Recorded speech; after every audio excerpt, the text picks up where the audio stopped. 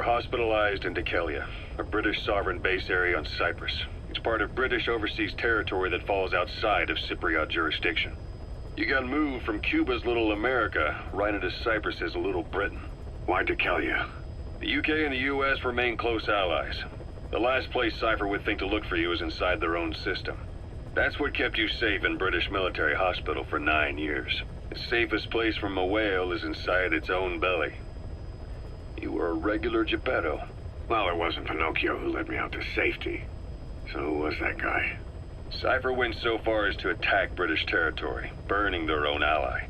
That's how badly they wanted you dead. He said I was in a British military hospital. But the doctor had a Greek accent. They hire locally. Easier to trust them. Dikelia is also home to Greek Cypriots, after all. What about the Turks? They haven't returned to the south. Not yet. The Cyprus dispute is still a long way from resolved. The country is just as split as it was in '74. Turkish Cypriots in the north, Greek Cypriots in the south. Between them, the Green Line, the UN established. And Dikelia sits right on top of it. It does. Part of the buffer zone between the two groups. Another reason it was the perfect place to hide you. Easy to spot any outsiders snooping around. So how do things stand? Last year, the Turks declared that the Turkish Republic of Northern Cyprus is an independent state, though it's only Turkey that recognizes it. In the past, the Greeks and Turks lived side by side in the same villages. There are reasons to fight. Those came from the outside. Greece, Turkey, Britain, America, they all had their own stake in pitting the two sides against each other. But once you spark something like this, it's impossible to control. Both sides build up grudges like debt, without the foresight to see that each act of revenge just fans the flames, and then it's too late for other nations to rush in with peace talks. The embers keep on smoldering. Each nation's arrogance only breeds anarchy. The world is paralyzed by this hunger for revenge. Cyprus is no different.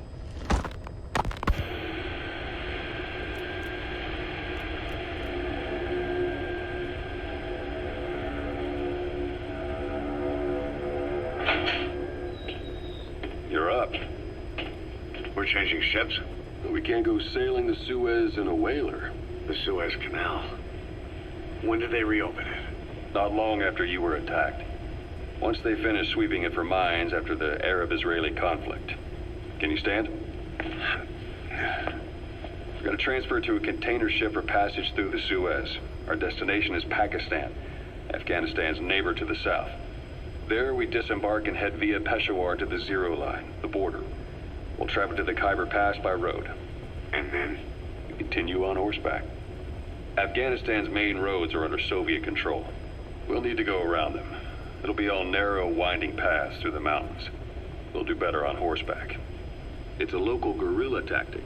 They use the higher ridges to avoid air recons. Then they charge down the mountains for ambushes. The Soviets still haven't devised a counter-strategy. Our time frame is only half as much as we really need. It's gonna be a tough march. Better horses than boats. Well, it'll make for good physiotherapy. Take the time to get used to that new arm. While the Soviets have indicated they are not participating in the Los Angeles Olympics, primarily because the United States has made no attempt to guarantee the safety of the Soviet Union's athletes, the United States is increasingly demonstrating the belief that the issue has nothing to do with its preparations, and in fact this is retaliation for the Western nations' boycott of the previous Moscow Olympics. That concludes today's news.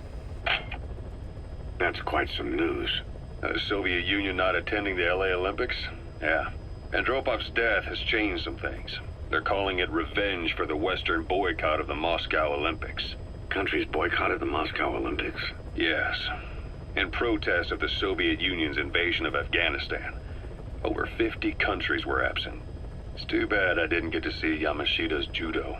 When the 40th Army crossed the Amu River 4 years ago, détente went right out the window. The U.S. Congress chose not to ratify SALT II, and Reagan's hardline politics won him the presidency in a landslide. According to him, the Soviet Union's an evil empire.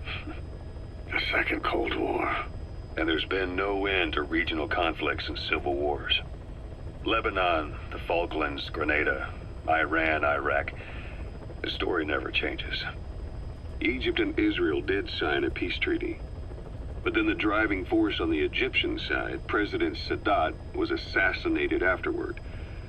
Apparently, his actions were considered a betrayal of his fellow Arabs. Islamic extremists? Yes, fundamentalist extremists have been responsible for some bold acts of terrorism in recent years. We've had extremist students in Iran take U.S. embassy workers hostage, and suicide bombings in Lebanon. Over 300 foreign soldiers stationed there have been killed.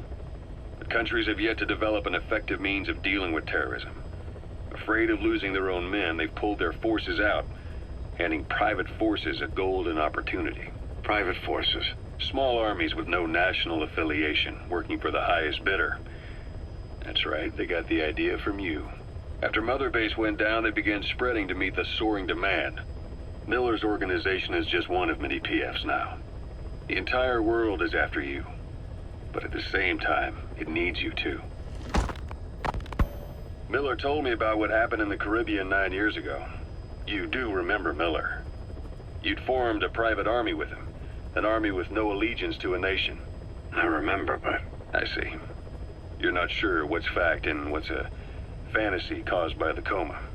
It's still all a mess, huh? All I can do is tell you the facts as they were told to me. I've gone easy on you up until now, but this is where the hard stuff begins. 1974, the year before you entered your coma. You were in Colombia, operating with a small unit of men, basically mercenaries. Miller was among them. Miller was trying to find a way to turn his and your talents into a line of work. He was looking to start a business where you would fight on behalf of others around the world, those who needed military force. But the reality was, at that time, you didn't have enough gear to equip your own men. Then Miller came across this client. It was a huge job he was offering, but you had a shot at pulling it off. You accepted it and headed into Costa Rica.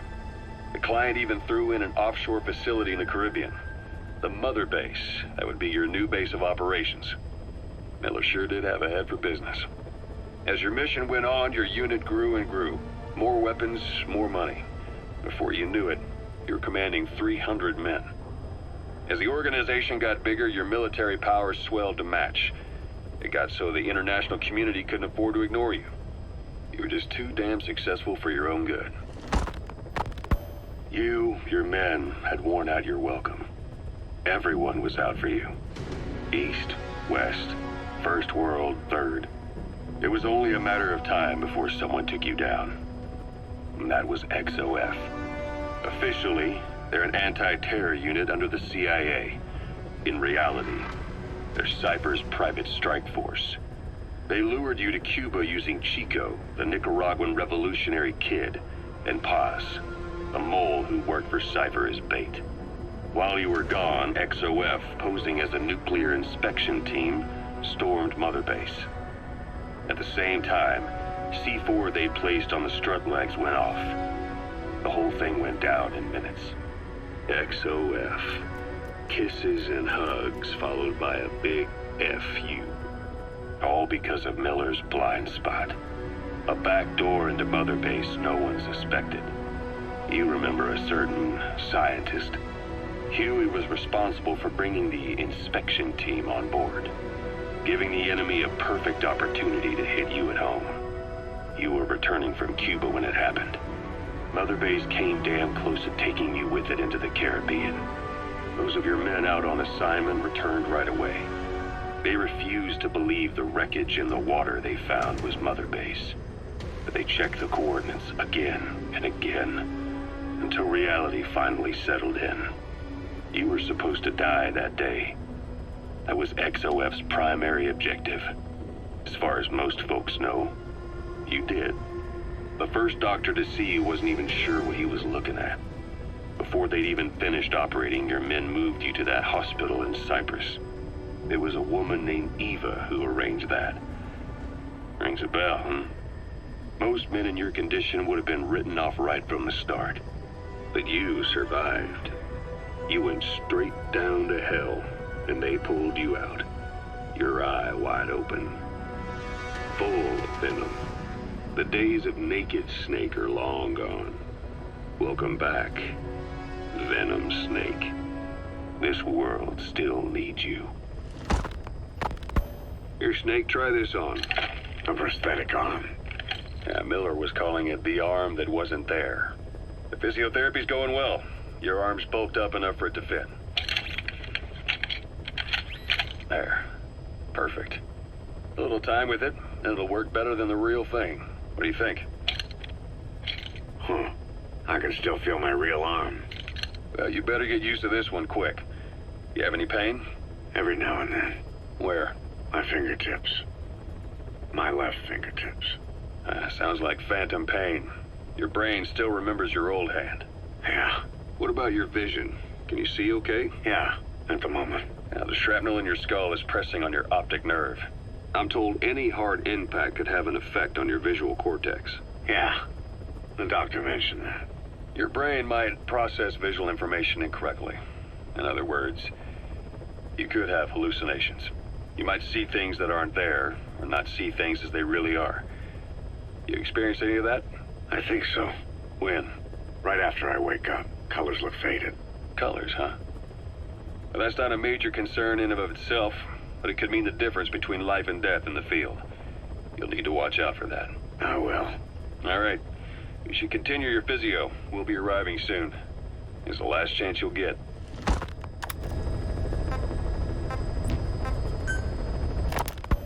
Ocelot. I hear they started calling you Shalashaska in Afghanistan. What's that about? You know the term Sharashka? It's slang for a suspicious, hastily thrown together organization. The word became associated with a type of forced labor facility in the Soviet Gulag system. OKB scientists and engineers who'd been convicted of crimes were sent to a Sharashka for forced R&D. The Sharashkas were supervised by Lavrenti Beria of the NKVD, the secret police, under the official name 4th Special Department. Forced research? That's not very different from what we do here. Diamond Dogs is different. Everyone here believes in you. Regardless of where they came from or why they're here, they revere you. And they're fighting because it was their choice. And if it wasn't, they'd leave? Who knows? That's our reality here, whether it's real or not. If there's another truth, I don't want to know it. All that matters is that's the concept that's taken shape in their heads. The traces of a group ideology, our superstructure, to put it in Marxist terms. All right. Go on. Right. So anyway, at some point the enemy started calling me Sharashka. This was after the war in Afghanistan broke out. While I was keeping an eye on you in that hospital, I was also heading up interrogations here. The men I broke gave up their comrades and families, everything they wanted to protect them most. No real cause for it. I just let myself get caught up in the old Russian pride. And suddenly I received the honor of becoming Special Interrogation Advisor to the forced labor camps. But the more men I interrogated, the more people saw me as just that, the interrogator. It helped cover my real objective of keeping you safe. You went that far for me? Far enough to keep you alive. I ended up being pretty well known among the Afghan guerrillas. Some of them would have seen me on the battlefield, and that's how I got the second half of the name. Shashka. It's a sword, a type of saber from the Caucasus. Russian dragoons and Cossacks carry them into battle. Now, the Russian Empire had a general by the name of Fyodor Arturovich Keller. His bravery earned him the nickname Russia's Greatest Shashka. Someone must have known about that, because somewhere along the line, Shashka got stuck on the end of Sharashka. The guerrillas were using the name amongst themselves, and by the time I got to hearing about it, pronunciation had wound up as Shalashashka. So, half Gulag, half Hero Sword. Is a perfect fit. But you see how rumors and ideas about people can get out of hand fast. Once you create a character and put it out there in public mind, it warps and twists with every baseless rumor. And before you know it, all people see are phantoms. In my case, it works out just fine. I'm plenty used to working under aliases. So SALT II still hasn't gone into effect. That treaty was drawn up to limit not just the size of the U.S. and Soviet Union's nuclear arsenals, but also their delivery systems. The whole deal. Just when we thought all those years of negotiations had paid off, somebody decides to invade Afghanistan. The timing couldn't have been worse. The president was in the middle of the SALT II talks back then. You mean while you were busy trying to stop Peace Walker? I heard. President Ford was meeting with the General Secretary in Vladivostok. In his absence, the political brass in America detected what they didn't realize was false nuclear launch data from Peace Walker, and were on the verge of ordering a retaliatory nuclear strike. Coleman's big idea? Humans are incapable of destroying themselves. Turns out he never knew what humans are capable of. If that AI, the boss, hadn't found a way to stop the fake data transmission, they probably would have gone ahead with the launch. Deterrence was revealed as the pipe dream it was. All thanks to you. And her. The U.S.-Soviet talks looked set to fall through. What happened in Nicaragua no doubt helped trigger a change of heart. But in the end... The times define the politics. When you've grabbed their tail, they turn and bite your hand. I first met you 20 years ago now. The place was Selenouyarsk in the Soviet Union. We were enemies. I was with the GRU. You were still fighting for America. 1964. Operation Snake Eater. Its objective? The assassination of the legendary soldier known as the Boss. When you returned home successful, they awarded you the title Big Boss. Your CO, Zero, sought to carry on the boss's will by covertly establishing his own organization. You knew the original members from Operation Snake Eater. From America, there was David O, or as he was to you, Major Zero. Donald Anderson, aka Sigint, Dr. Clark, who went by paramedic during the operation, and the fourth, you. From China, there was Eva, and me, Ocelot, from the Soviet Union. 6 in total. To us, government notions of friend and foe were meaningless. As were East and West, we joined forces by our will alone. Our objective was to fulfill the boss's dying wish, to make the world one. And to do it, Zero used the Philosopher's Legacy, the secret war fund you obtained during Operation Snake Eater. This organization would go on to become Cypher. I, on the other hand, was left with the problem. You only recovered half of the legacy. I had to locate the other half myself.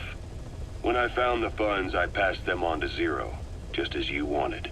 I still trusted him in those days. We thought what he was doing was the boss's will, until he started that one project. Les enfants terribles, Zero called it. You parted ways, as did Eva, leaving only Anderson and Clark still with him. I maintained limited contact, although truth be told, we were just keeping tabs on one another. The reason was always you. After you returned to the Army and created Foxhound, you left America. For a time, even I'd lost track of you. I'd imagine Zero did too. You always were the best when it came to hide and seek. Zero created Cypher, an information network to tap into every corner of the globe. Woven together, Cypher's arteries make the world just one big organism. And that's not all. It also monitors the thorn in Zero's side. That's you, tracking your coordinates wherever you might go.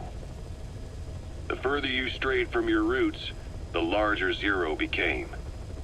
It's as if he was trying to close the gap between you. But before long, he disappeared from public life. Only a few people had direct contact with him. For a time, I was one of them. Then a year after you fell into your coma, he slipped out of sight entirely. Since then, nothing. No photos, no recordings, not even a reliable rumor as to his whereabouts. I tried every method I could think of, but Zero was gone. Freed of his control, his creation, his power continued to grow. Cypher is a great beast, and Zero was its spine. But even without him, it's endured, evolved. But now its body is rotting, riddled with parasites. Parasites like the ones who attacked you 9 years ago in the Caribbean, and then at the hospital. Cypher's Black Ops Unit, XOF. They learned where you were, and came to wipe the slate clean. Christmas Eve, 1979, the Soviet Union rolled into Afghanistan. Muslims had revolted against the Soviet-friendly regime established the year before. The DRA forces could no longer contain it themselves, so the Soviets went in to intervene. The Afghan government was powerless and fraught with infighting. They lost the hearts and minds of the people, and that alarmed the Soviet leadership. With the Islamic Revolution happening in Iran, the Soviets felt they had to act fast or risk the spread of Islamic revivalism. A superpower, sending a motorized rifle division against men on horseback with antique rifles. Everyone thought it'd be over in an instant, only it wasn't. Some Muslims made their fight a jihad, a holy war, and began a guerrilla campaign on all fronts. A war of attrition. These fighters call themselves Mujahideen. They're being supported by the West through Pakistan. That's why Miller was involved. He was training them near the Zero Line, sponsored by the CIA. The war has become a nightmare for the Soviet troops stationed here. They thought they'd be headed home in 6 months at the most. Then a year passed. 2 years. Now here we are 4 years on with no exit in sight. Afghanistan has become the Soviet Union's Vietnam. The Soviet troops on the ground want to go home, but at least they have homes to go back to. The Afghans have lost theirs. The Soviets destroy the kishlaks, villages, wherever they can. They burn down homes and fields, fill in wells, turn pastures into minefields. It's created a mass of refugees who fled to Pakistan. If the Mujahideen are fish swimming around the villages, the Soviets will go so far as to dry out their ocean. But this has had a big price. There's bitter resentment among the Afghans, and they're taking out their anger on the soldiers on the front lines. Among the Mujahideen are the Pashtun people.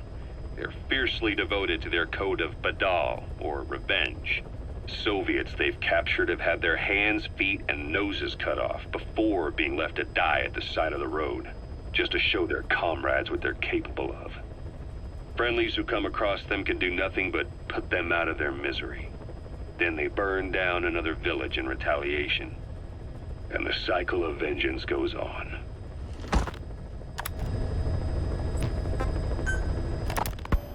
Snake, I wanted to ask you about the man on fire. What do you remember from the hospital? Anything we can use? Well, he took off the moment the sprinklers started up. Sprinklers? The fire system? And when he got sprayed with water from the burst pipe, it slowed him down. When we escaped on horseback, he wouldn't cross the river either. And then it started to rain. And he disappeared. Water against fire. Is it that simple? I mean, it makes sense. It's just hard to believe it would work on a guy like that.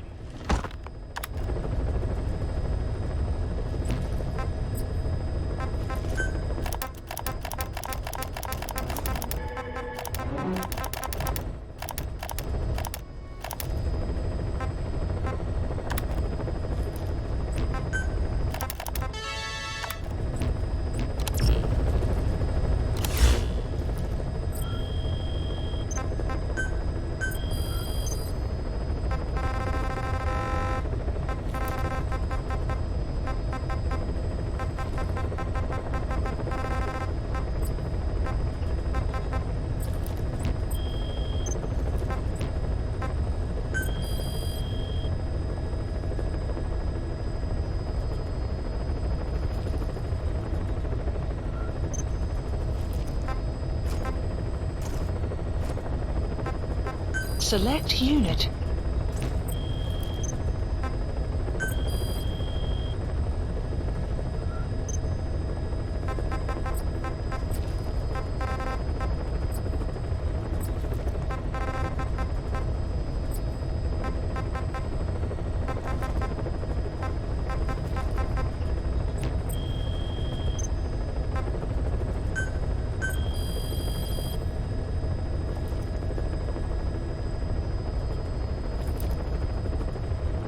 Please specify a project.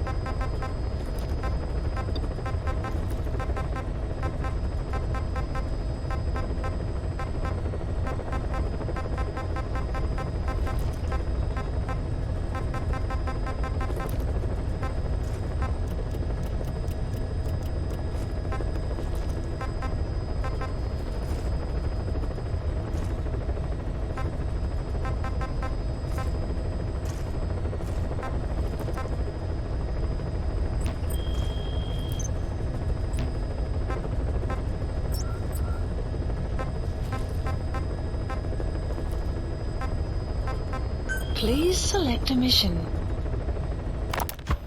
Farming villages in southern Vahan have been subjected to a strategic bombing campaign the past several weeks. The damage is spreading.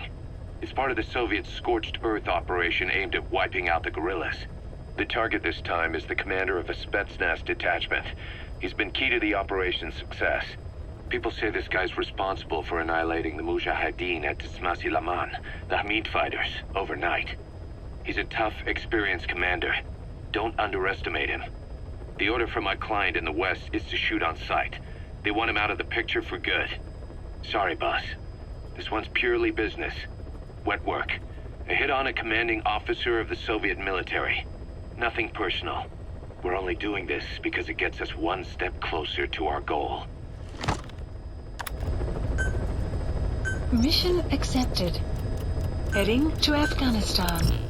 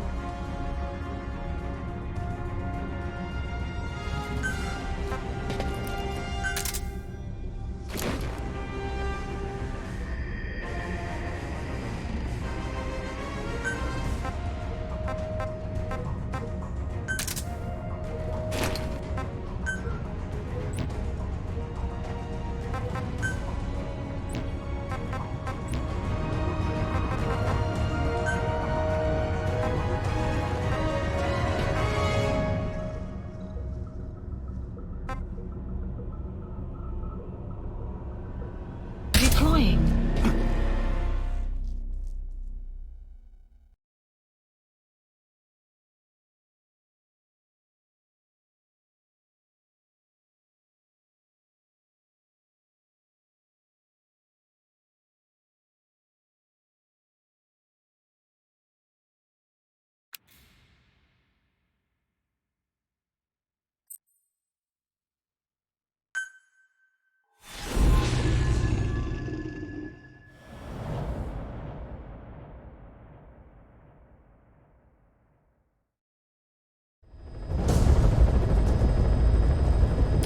Target is a Spetsnaz detachment commander. Your orders are to take him out. With skills like his, it'd be a shame to waste him. But I'll leave the method up to you.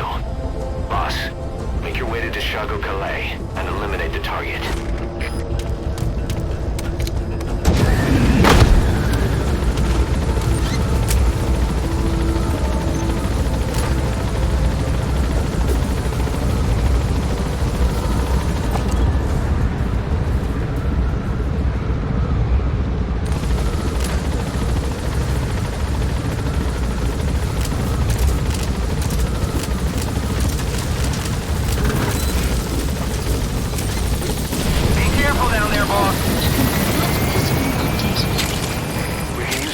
From plants to make medicine or poison for use in new weapons and equipment. Take a look at the plants list on your iDroid to see which ones we need. Then go find them if you get the chance. It'll keep the staff happy too.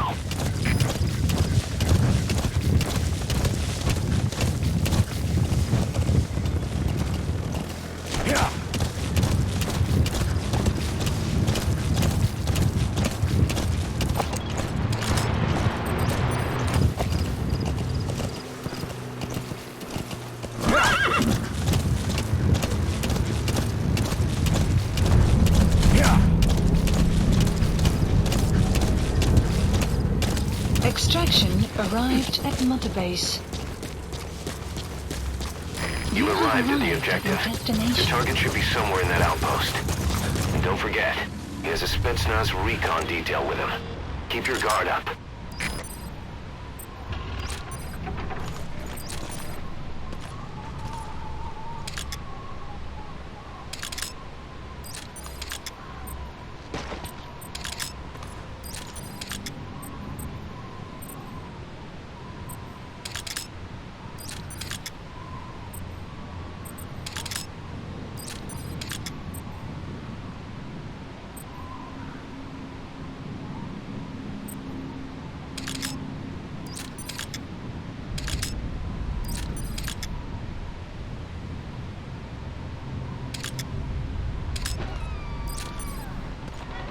Is that him? Take a good look at their faces so we can ID the targets.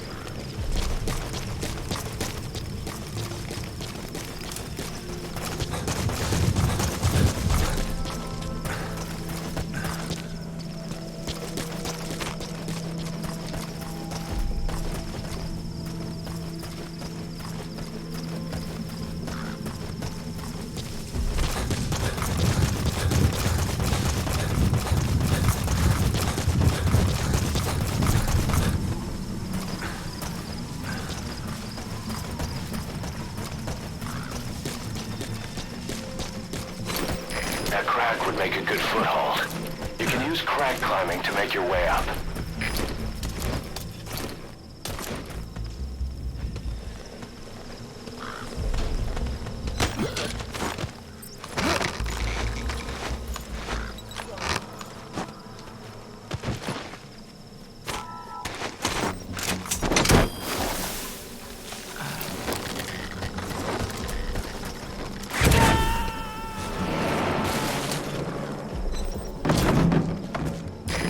Extract him.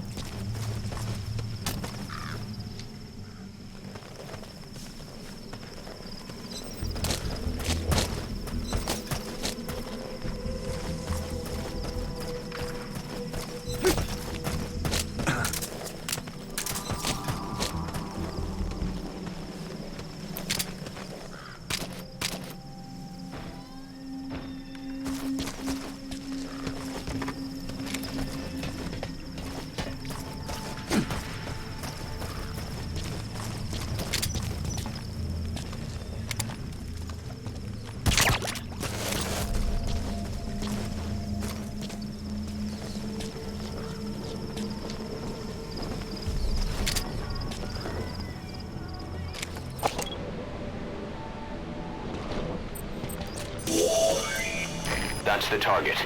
Looks like we found him.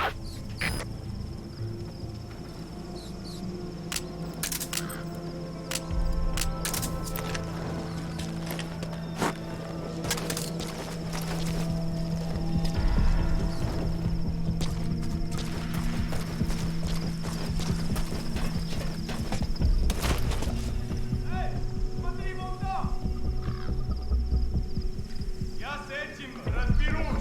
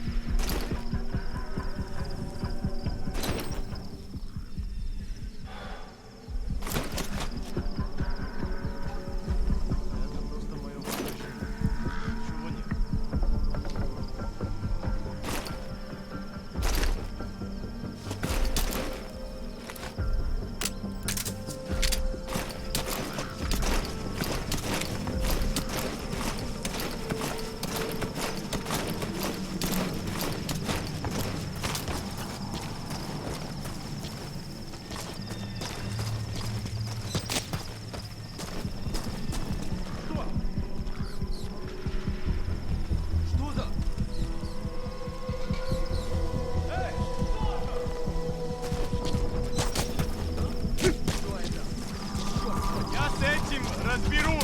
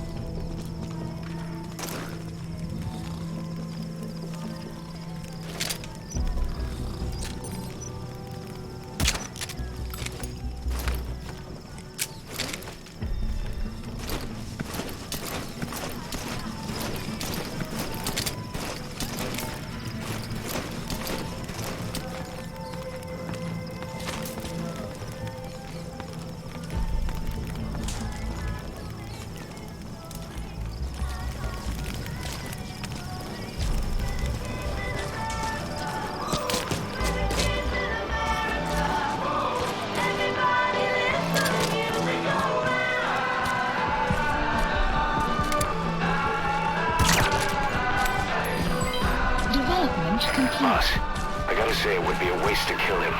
But putting him to sleep doesn't count as eliminating him. Neither does knocking him out. Development complete.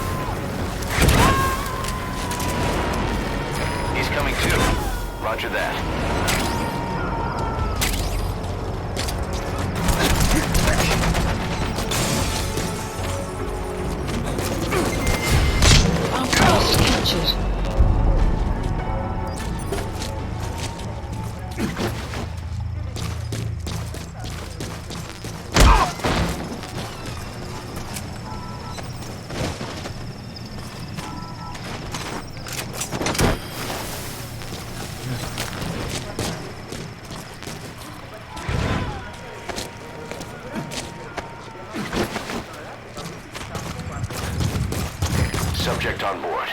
Leave the rest to us.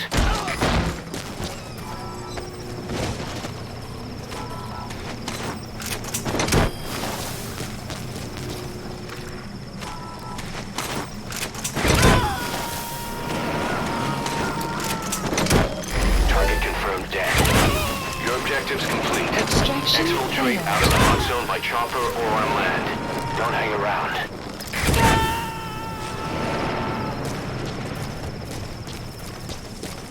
You gonna extract him?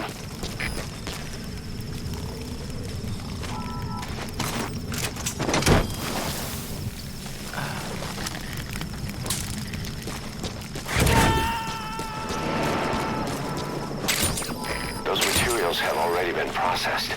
It may not be much, but we can use them straight away if you bring them back to base.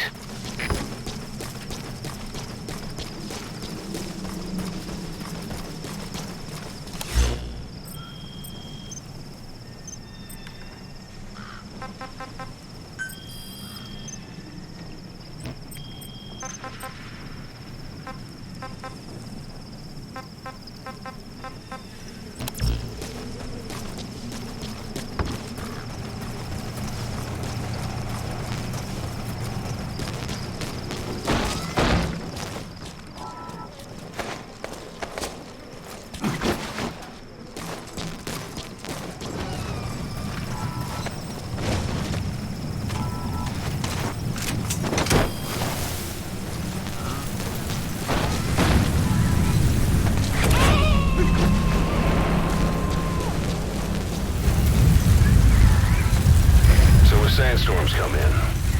Sandstorms effectively make you blind and deaf, but that goes for the enemy too.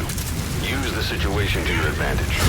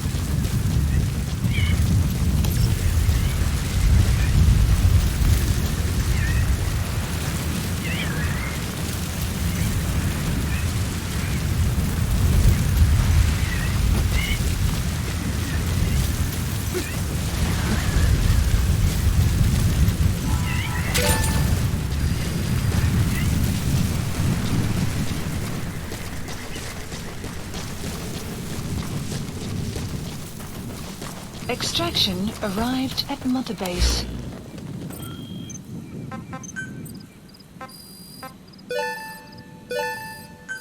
Please select support helicopter Roger. requested.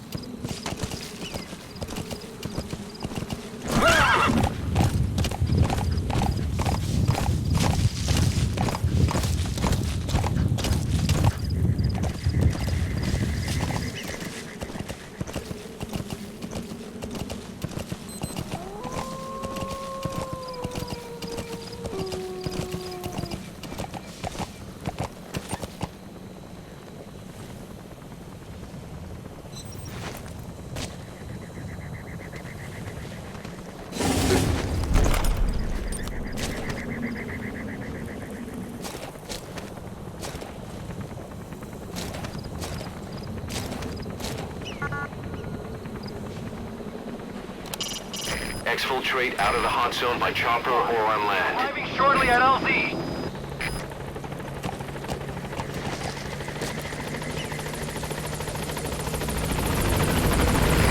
This is Pequod. On station at LZ.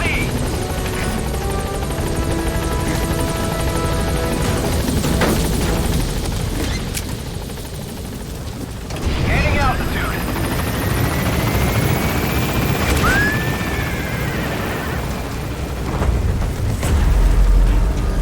Buddy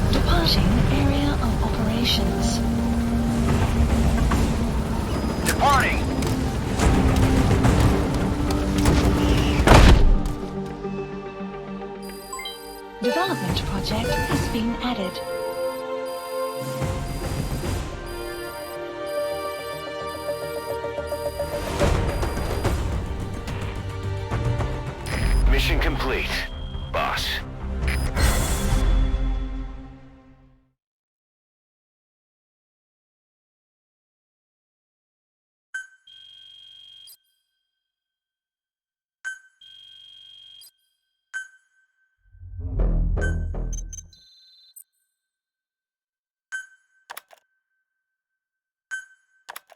How you feeling, boss? Getting used to being in the field again? Having choppers and a horse at your disposal is indispensable for operating in the wilds of Afghanistan. I've gone ahead and arranged for you to be able to develop and customize weaponry for support choppers. And you can also develop new equipment for D-Horse if you like. Use your iDroid to start development as needed.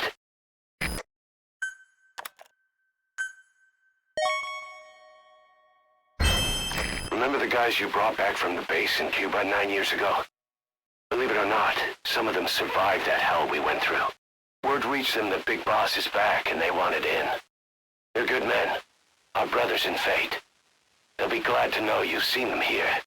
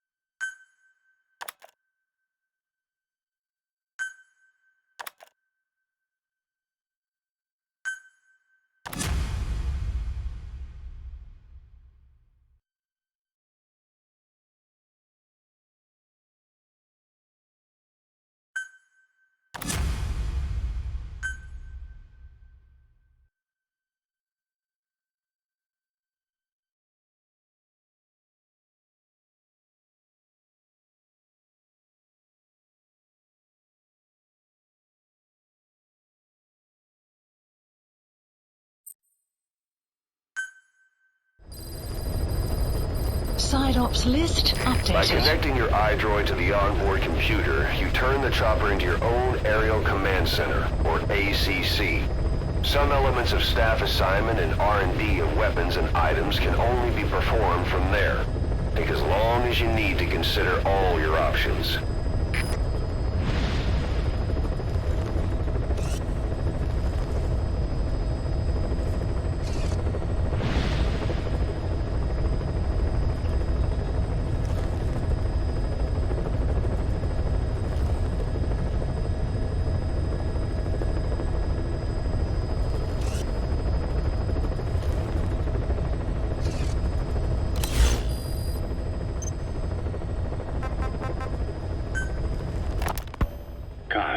What about the unit that attacked us in the mist? You knew something about them. That wasn't my first run-in with them. It happened right before I was captured by the Soviets. We were on the zero line that day, the Afghan side, on our way back from training the Mujahideen at a mountain camp in Kunar province. There's a lot of that work in Afghanistan. Most PFs shy away from it because it draws too much attention. But for us, that was the whole point. The job itself went great. We just had to make it back to a tribal area in Pakistan. But all of a sudden, visibility got real bad. It was no sandstorm. Our point man gave this strange report. He said he could see skulls in the mist. Skulls? The next moment, he went silent. We scrambled into formation, right before his arms and legs came raining down on us. It was always supposed to be a dangerous mission, so I had Diamond Dog's very best with me. We were calling out to each other. But one by one, the voices just went dead. Whatever happened to me, I lost consciousness before I knew it. When I came to, I was in a Soviet camp, tied to an interrogation chair. Could they be some new Spetsnaz unit? No. The ones that interrogated me were just the average rank and file. Whatever group attacked us, the way they moved was just insane. And that mist, appearing out of nowhere. The Soviets don't have tech like that. If they did, Ocelot would have heard about it. I doubt the West does either. Otherwise, the folks at Langley would be sleeping a lot easier. Why'd they come after you? Wish I knew. I'm the only one who survived. Though I don't think they planned it that way. If I was their target, they wouldn't have just handed me over to the 40th Army. Whatever the case, we need to watch our step until we know who they really are. And boss, if you ever do run into them again, don't try to take them on. You just get the hell out of there. When I first started dealing with Zero, with Cypher, it was a somewhat parasitic relationship, though a mutually beneficial one. Cypher had no army of their own, so they wanted us. They wanted our strength. They approached me as a potential business partner. But they had other motives. Cypher coaxed us into Central America, into that US-Soviet proxy war, to fuel Mother Base's growth. Once we were big enough, they'd force us to join them. That was the plan. That's why they had Paz, still Zeke. Right. And if we refused, she would use Zeke to fire a nuke from Mother Base. The world would consider us a liability, and countries would unite to destroy us. We stopped the launch. And yet they still took us down, through that fake inspection they orchestrated to cover up their sabotage. That power Cypher wanted. We don't have it anymore. So why are they still after you? Is it just the fear of leaving you alive? I don't know. Was Zero really... All I know is the man I knew wouldn't want this. What do you mean? We have to consider that it might not be Zero we're dealing with. We know virtually nothing about Cypher anymore. How big they've gotten, what they want, or even who they really are. The new Mother Base started out as a test drilling rig operated by a mineral resources supplier, but their project fell through. The Seychelles government was happy to hand the place over to us. It was just scrap on stilts. So with a few dummy construction companies set up as fronts, we started renovating the half-finished rig. From the outside, it looked like the project was back on rails. Kaz, you... What? I see what you're doing. Recreating the Mother Base we had 9 years ago. Only this time. That's right. The Mother Base Cypher thought they destroyed will return from the grave to kill them. We'll prove to the world that we were the victors. And if we lose again? They can't fool us the same way twice. Now our enemies are in plain sight.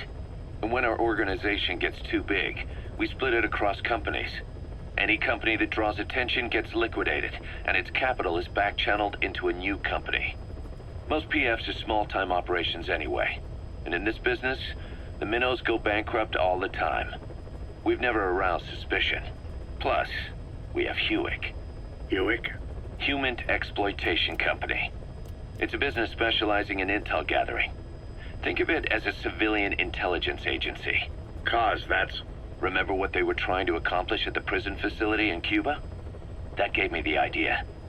We dispatch moles into conflict zones around the world, and each sets up an intel network on site. Then they stay in place to give us stable points of contact when other nations intervene in the conflicts. Hewick's strength is that it has a cutout at each level. You get your job from one guy, then you hand it off to another. No one has direct access. It's a perfect black box. Hewick members also work their way into the superpowers intelligence agencies to make sure Diamond Dogs gets work. We have those countries by the balls. That's our deterrent when we need it. Networking? In the intelligence community? Sure, that's how we've grown this far. And when you go out on missions, intel from Hewick will be there to back you up. But despite all that, Cypher has its eyes on us. The only reason I'm not dead is that they needed to know where you were. Figured if you woke up, I'd go straight to you. That's why you made that ruckus at the Zero line. Yeah, to make their own surveillance work against them. I think it took some of the heat off Cyprus. Kaz. Then I just had to wait for you to save me. And I've gotten used to waiting. Kaz. That's not all. It was a good chance to scout the market. And with the West wanting the Soviets out of Afghanistan, their agencies are bursting at the seams with funding. Boss, let's start by building up our Afghan presence. Why put Mother Base in the Seychelles? We're at the center of the world here. We're all the way out in the Indian Ocean. Come on. Lebanon, Sri Lanka, East Timor, and Africa. From here, our reach extends to conflict zones the world over, including Afghanistan, of course. So it's prime real estate for a mercenary. Exactly. Latin America isn't as close as I'd like, but we have Amanda and her people to help in that department. And besides, the Seychelles government owes us a favor. Owes us? The Seychelles has strong ties to the east, which the West wanted to shake up. It came to a head 3 years ago in an attempted coup. It was a force of South African mercenaries with U.S. backing behind the scenes. They were only platoon size, but South Africa is home to some heavy PFs, too much for the Seychelles to handle. In the end, they accepted help from the Tanzanian army and quelled the coup. We set up the deal and handled on-site tactical instruction. That led to some training work for the Seychelles military. And when we put down a mutiny within their forces, well, we made a lot of people happy. They don't pay us. They just let us have a piece of their offshore territory on the promise we'll come running if something else happens. So we're bodyguards, too. It's a good setup. We can only take Mother Base so far here. We'll have to find somewhere else when this place starts getting big. Aren't you being a little hasty? Nothing hasty about it. You're back with us now. So, Kaz, the ship that took us from Cyprus, it used to be a whaler. Yeah, a Japanese vessel. How was the voyage? It was... stimulating. Well, she was part of a whaling fleet up until a few years ago. Her displacement isn't anything to write home about, but she can really move. She still had plenty of life left in her, but then the work dried up. Global opposition to whaling has been mounting for years. Is that right? The push to ban it has been gaining traction for a little over a decade. Individual species came under protection as the years went on. And then 2 years ago, the IWC adopted a moratorium on commercial whaling. Several countries, including Japan, fought it to the bitter end. But eventually, most whaling companies had no choice but to throw in the towel. You ever tried whale snake?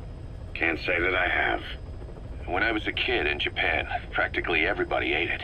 That good, huh? The country was poor in those days, and whale was cheap. International opinions changed since then. In any case, that's why we were able to get a bargain price on the ship. Of course, we did end up spending 5 times the purchase price in modifications. We had to really work to fit in all the ESM and communications gear while keeping the whaler look intact. Right now, she's going around conducting SIGINT missions. In the future, we plan to use her as a communications relay base between you and Mother Base, and also as a chopper resupply vessel. Diamond dogs. The word diamond originally comes from the Greek adamas. It means indomitable, unyielding. Other words for the stones often mean eternal bond, fortitude, or purity. The same is true of the Star of Bethlehem flowers you laid on the boss's grave. They represent innocence, as well as chastity, yielding to no man while maintaining one's virtue. In other words, staying loyal to something.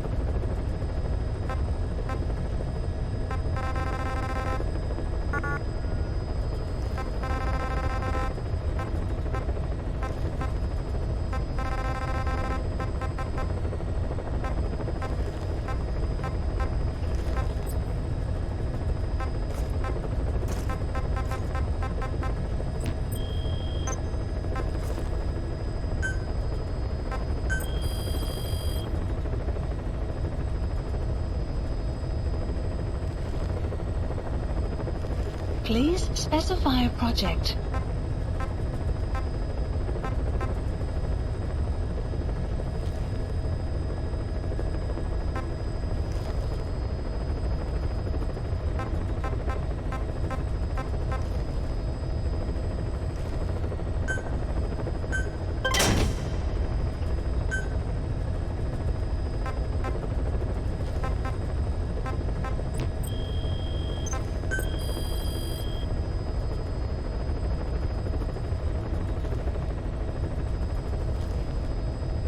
Please specify a project.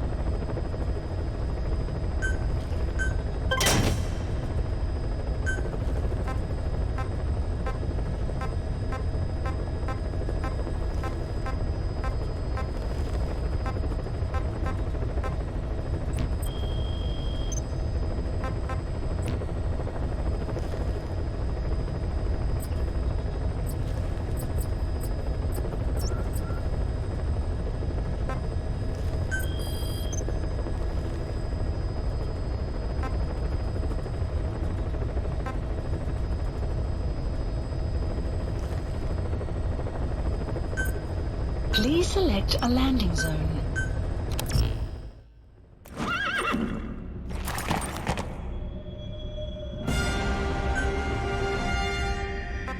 Deploying.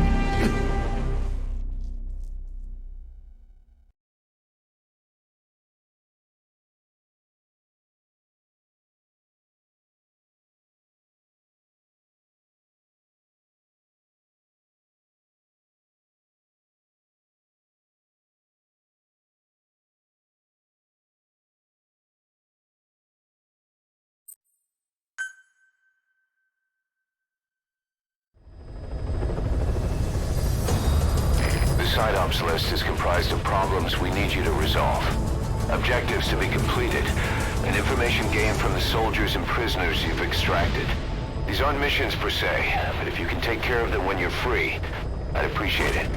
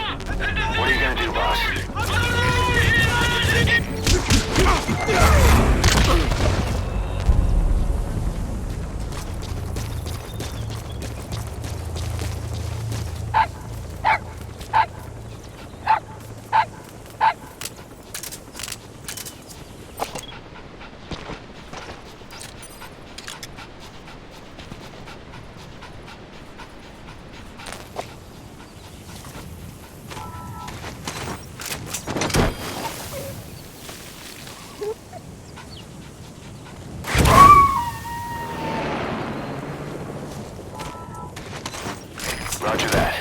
We'll pick him up.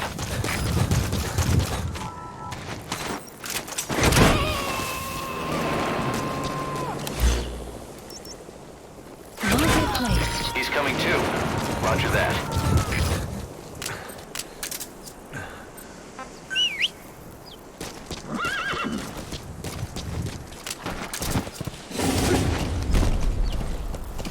Yeah.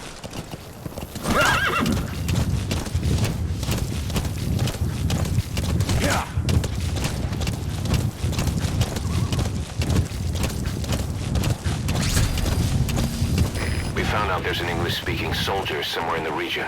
He's a language specialist. His role is to translate information related to the West into Russian. If we can get him to join us, we'll have the upper hand in information warfare. Find this language specialist and extract him.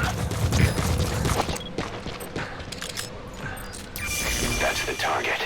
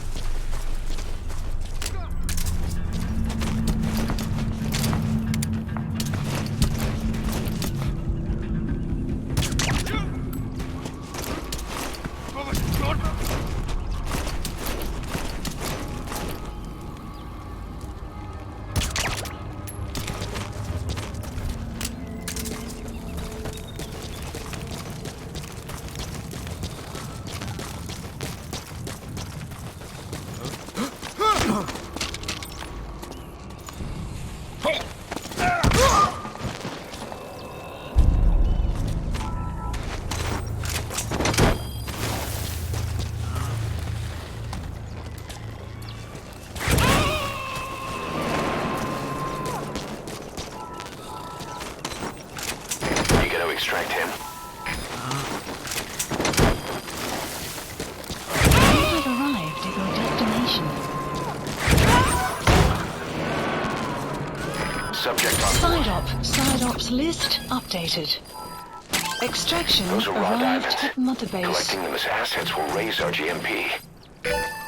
Unit function added. Development project has been added.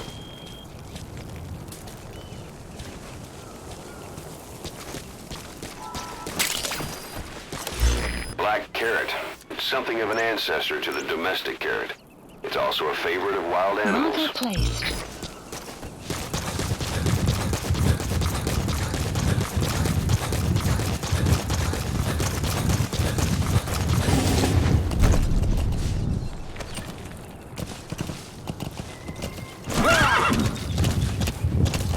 Extraction arrived at Mother Base.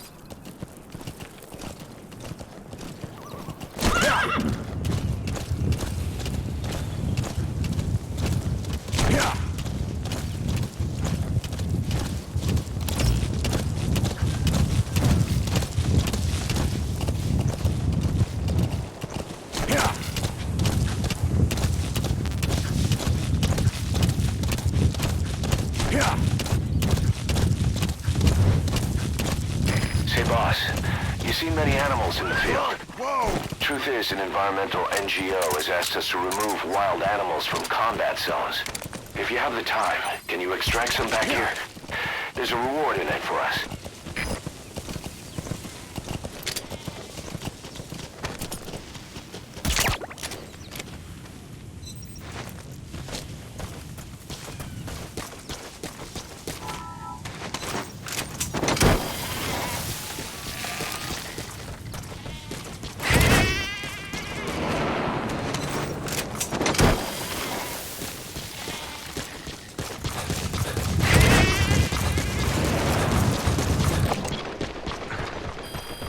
Extraction arrived at Mother Base.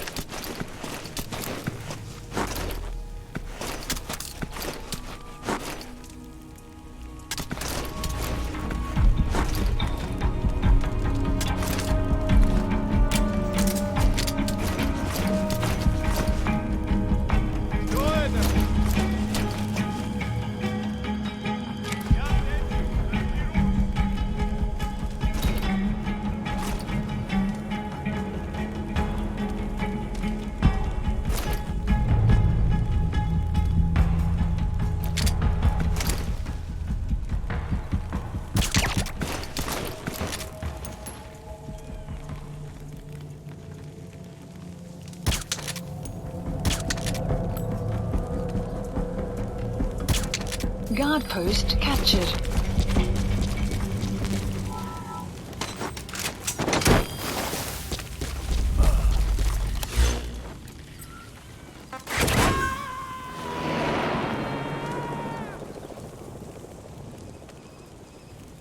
He's coming too.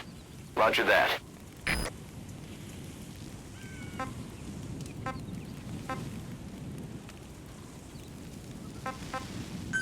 Please select a drop point. Supplies requested.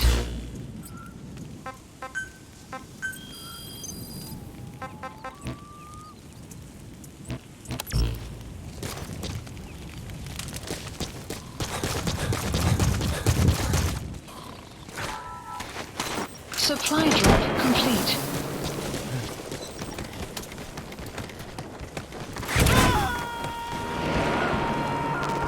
Extraction failed. I'm sorry, boss, but the extraction failed. The support unit just isn't skilled enough. If you want to increase the success rate of Fulton extractions in bad weather, you need to improve the support unit.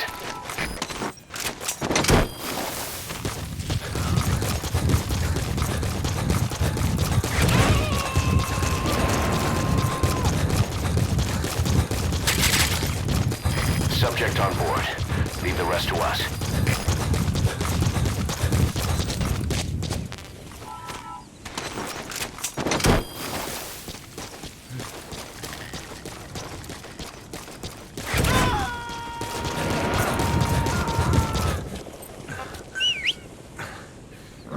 You gonna extract him?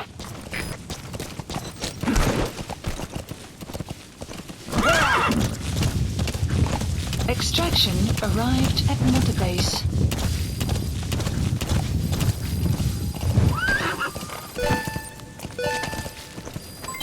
Development project has been added.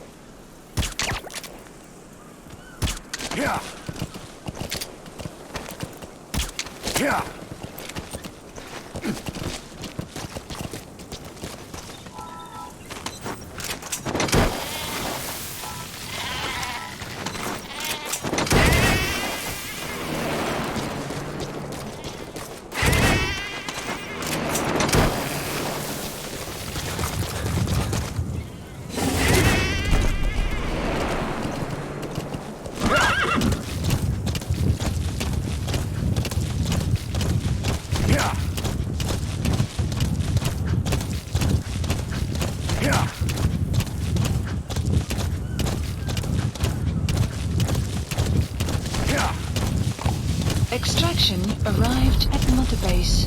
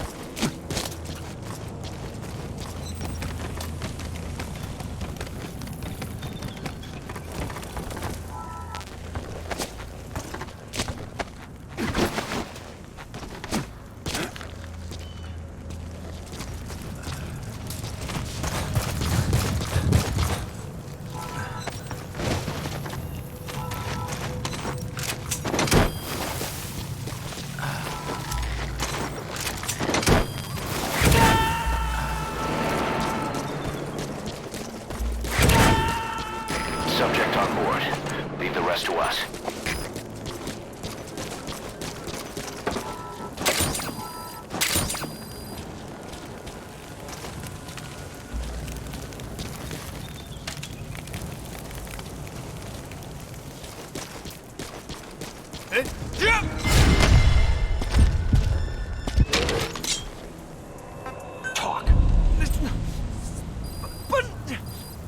The map has been updated. Spit it out.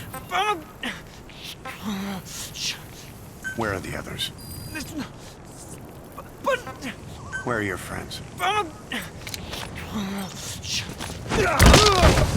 Guard post captured.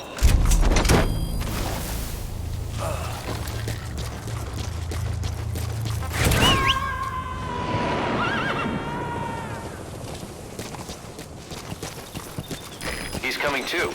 Roger that.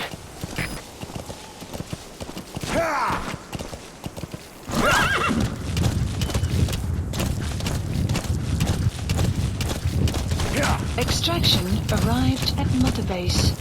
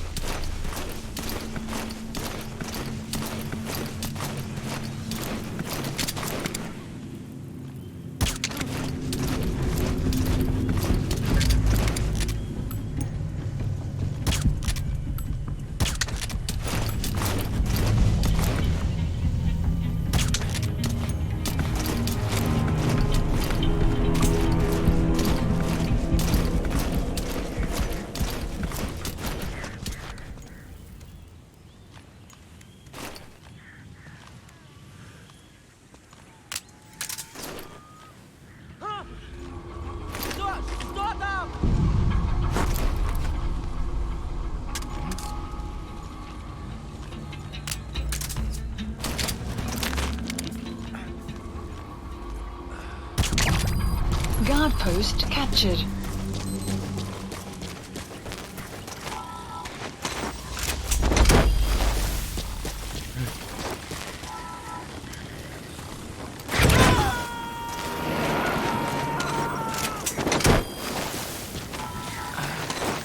Subject on board. Leave the rest to us.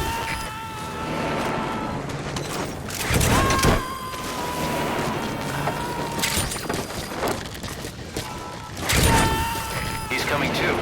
Roger that.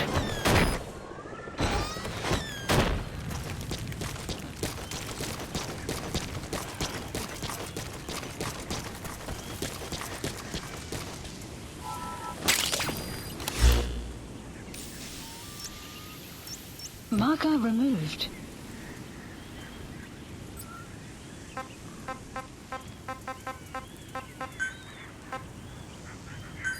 Please select a drop point. Supplies requested.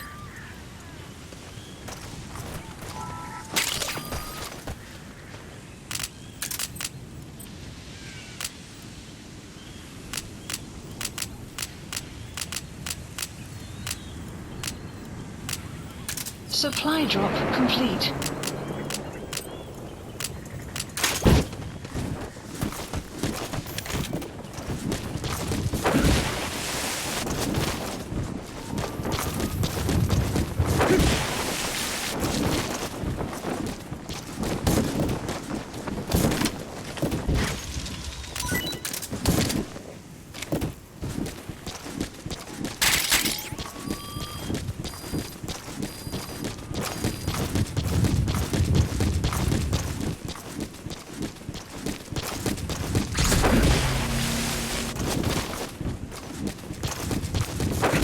Extraction arrived at Mother Base.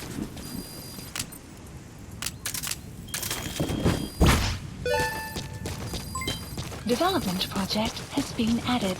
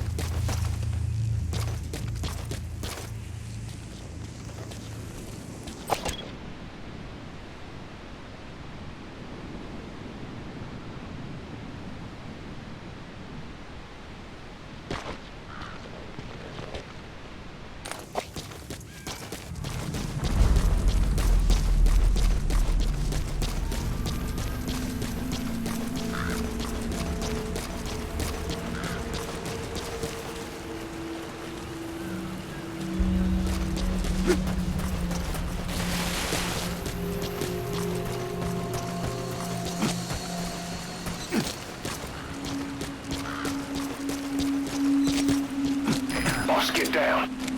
The enemy sniper.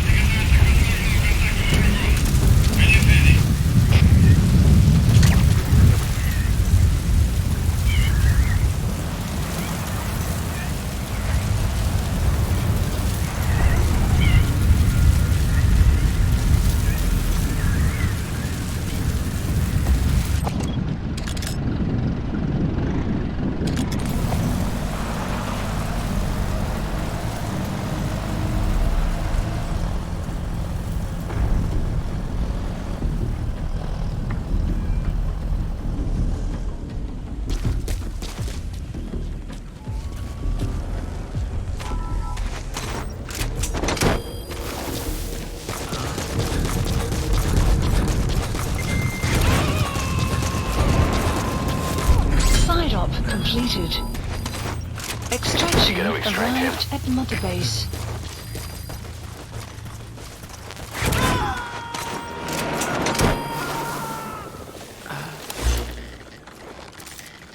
He's coming too. Roger that.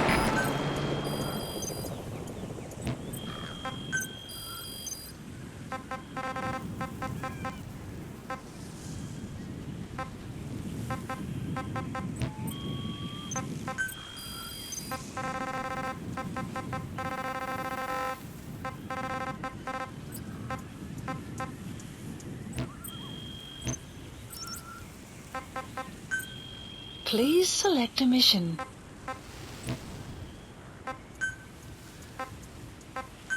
Please select a landing zone.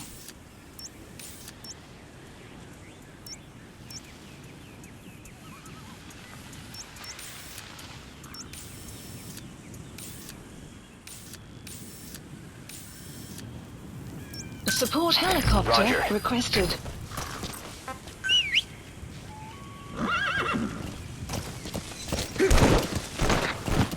Whoa, whoa, whoa.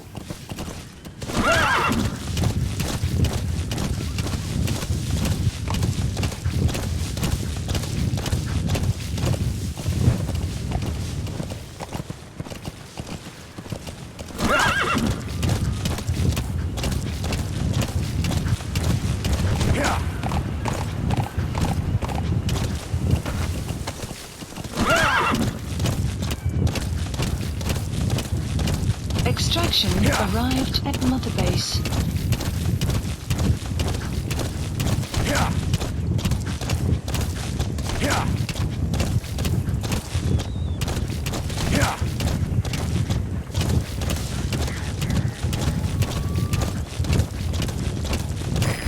This is Pequod. Arriving shortly at LZ.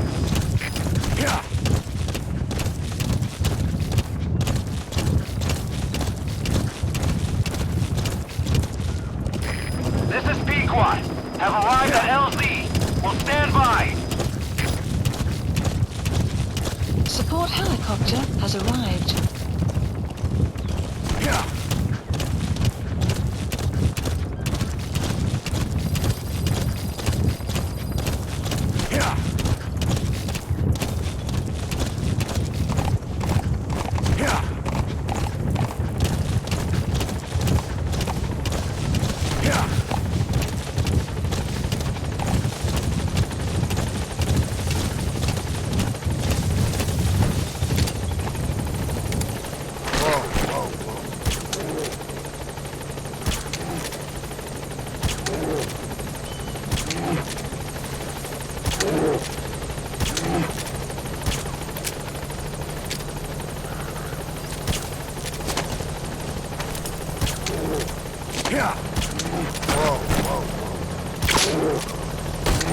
So your suppressor is worn out. That gun will be as loud as any other now.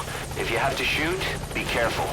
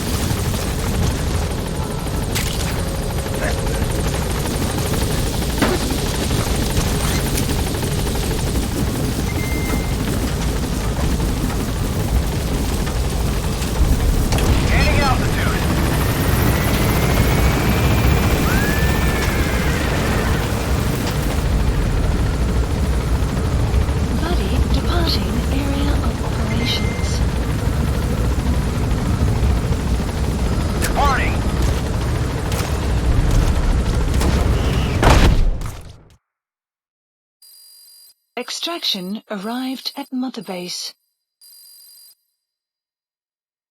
Prolonged time in the field is bad for the body and mind. I think it's time you took a break. Do it for me. Come back to Mother Base ASAP.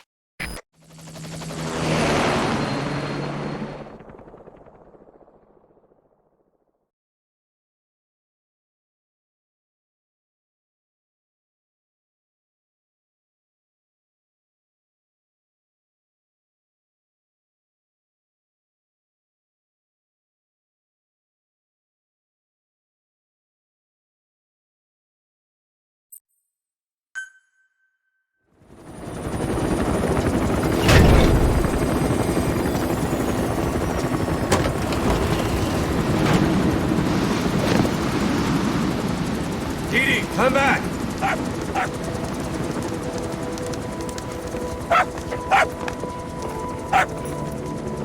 Mix. Here's the dog you brought back. Bit of a troublemaker. Not sure about the breed, though. He'll get bigger? Uh-huh. Like this. You know, I can look after him. He's still a pup, so he doesn't listen. I have a feeling someday he'll be useful. I suspect you discovered a real diamond in the rough. With a little polish, I'd say we got a true diamond dog on our hands.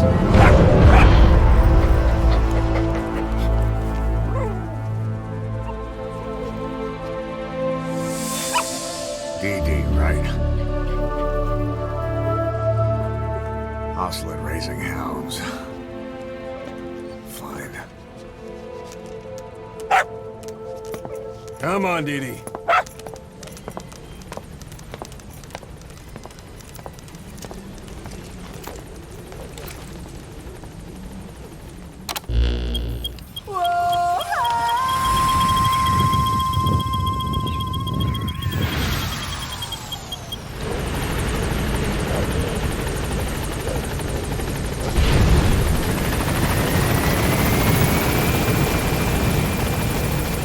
Welcome home, boss.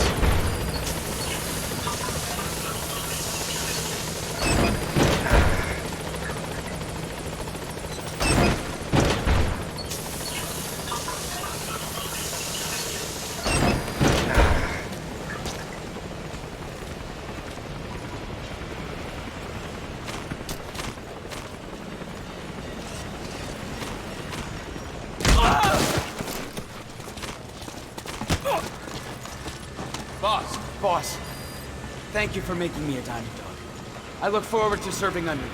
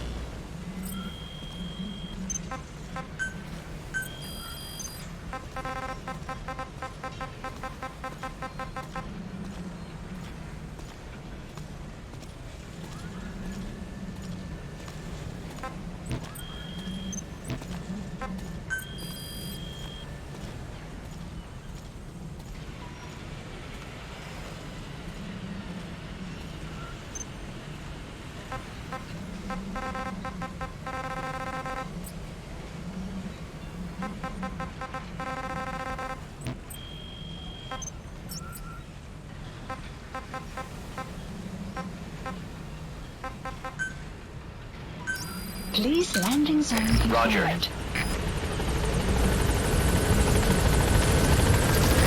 This is B-Quad.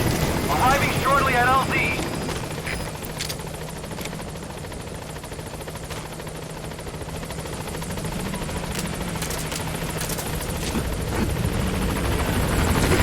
This is B-Quad. On station at LZ.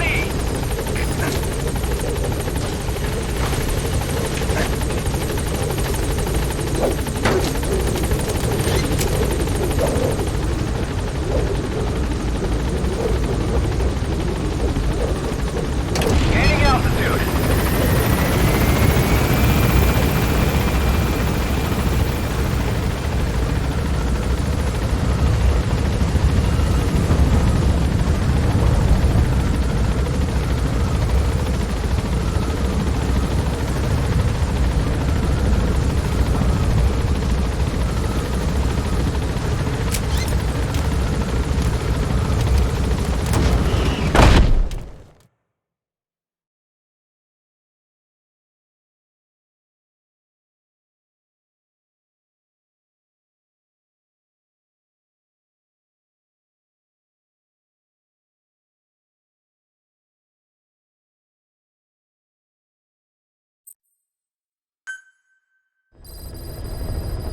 Side ops list updated.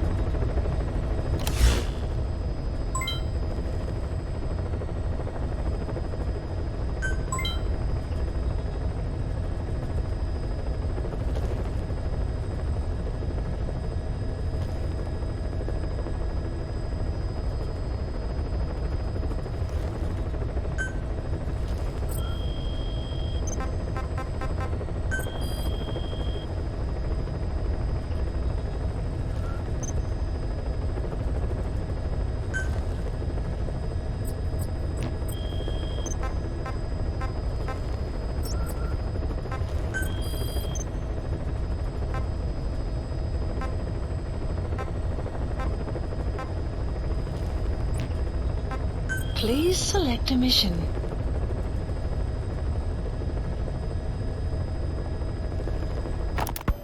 Boss, information warfare is more than just intel gathering. It also means disrupting enemy communications. Your mission is to punch a hole in the comms network between the Soviet outposts. That'll cut off their means to call in reinforcements. Technically, we were given this mission by a Western-backed Arab organization supporting the guerrillas. But it'll also give us a leg up in the future. Take a look at the location of the Eastern Communications Post on your iDroid. Head there and destroy its comms equipment. He who controls information controls operations. Just look at Cypher. Good luck, boss.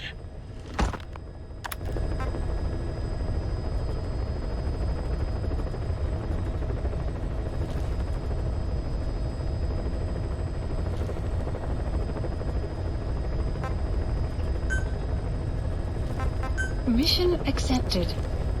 Heading to Afghanistan.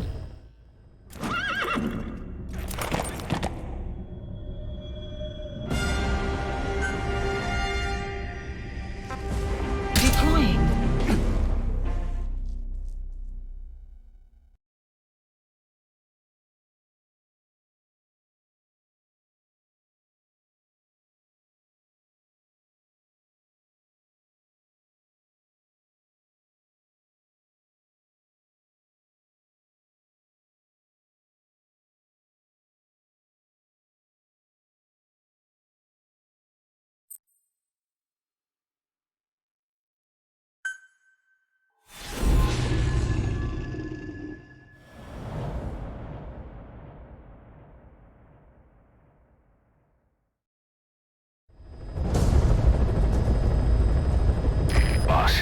You need to disable the Soviets' reinforcement system by putting a hole in their base-to-base comms network. Head for the Eastern Communications Post and destroy its comms equipment. First, use the binoculars to locate the communications equipment at the facility.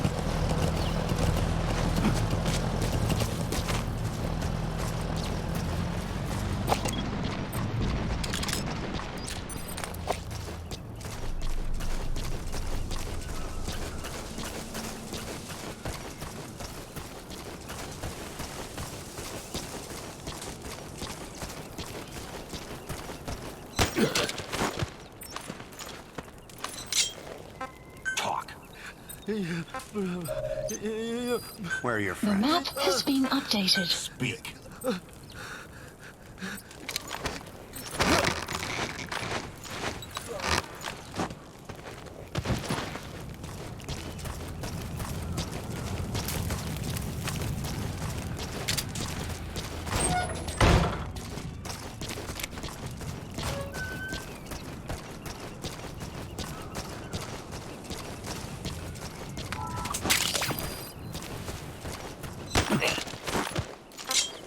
Speak. Where are The your map friends? has been updated. Spit it out.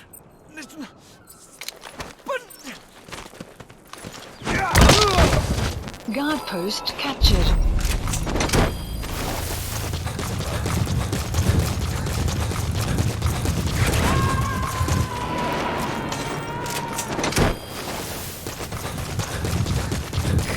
Incoming 2. Roger that.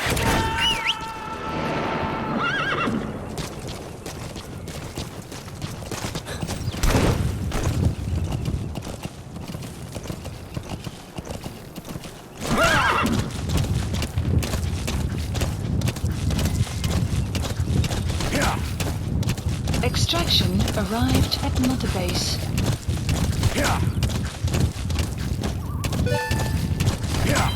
Development project has been added.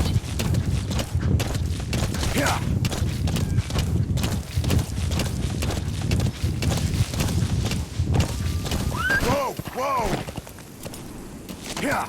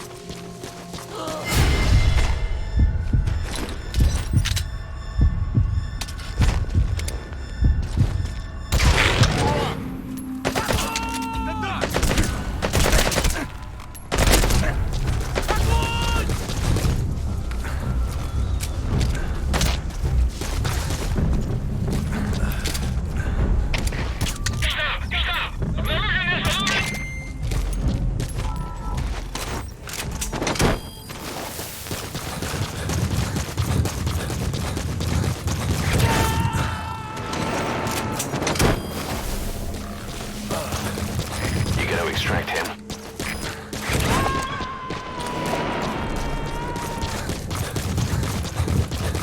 You made it. First, use the binoculars to locate the communications equipment at the facility.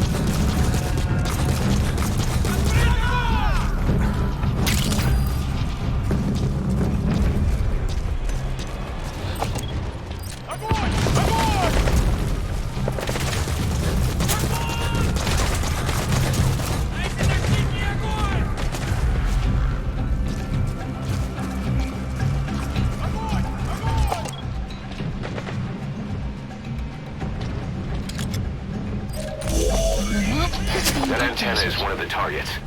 There should be more. Keep looking.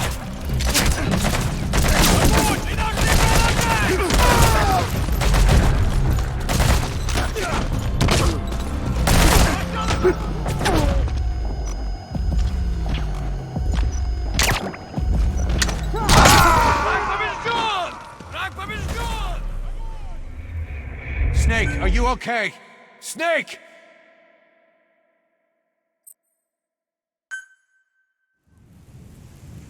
Enter the Eastern Communications Post and destroy the target equipment. Its location is on your iDroid.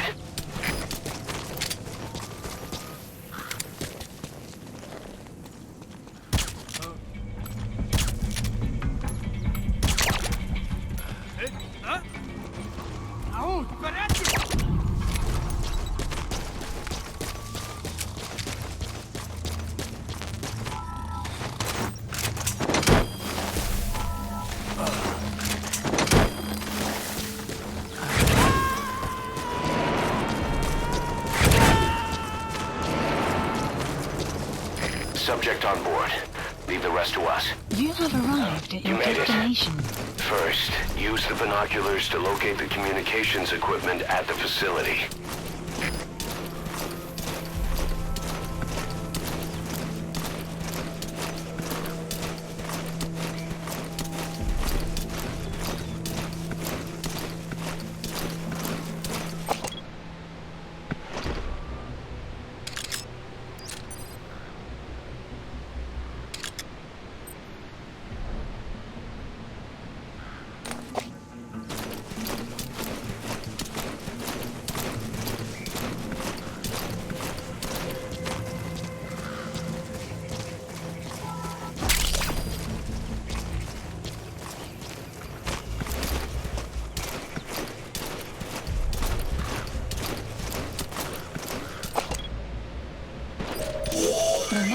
been That antenna is updated. one of the targets. There should be more. The map has been That's updated. another one of the targets. Do you see any more?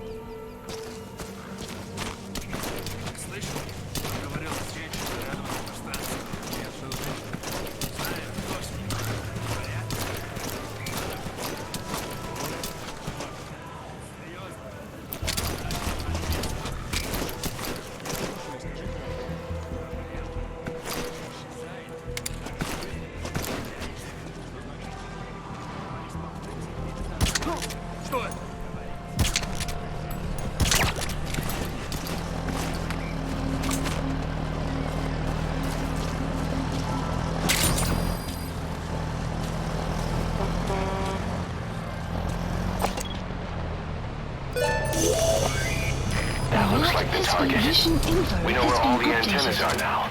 Take out all three of them. How you do it is your call.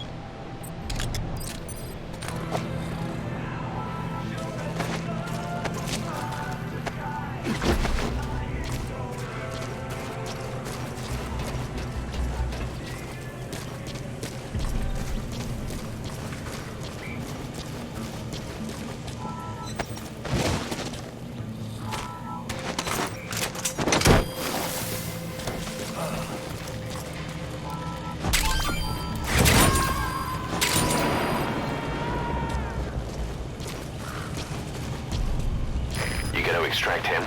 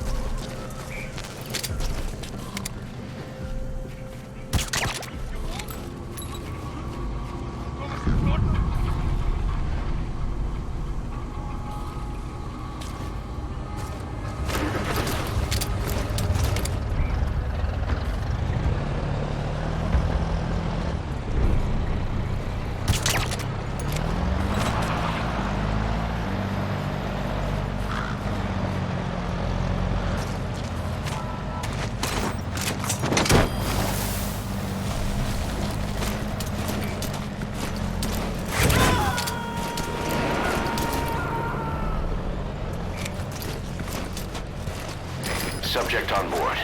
Leave the rest to us.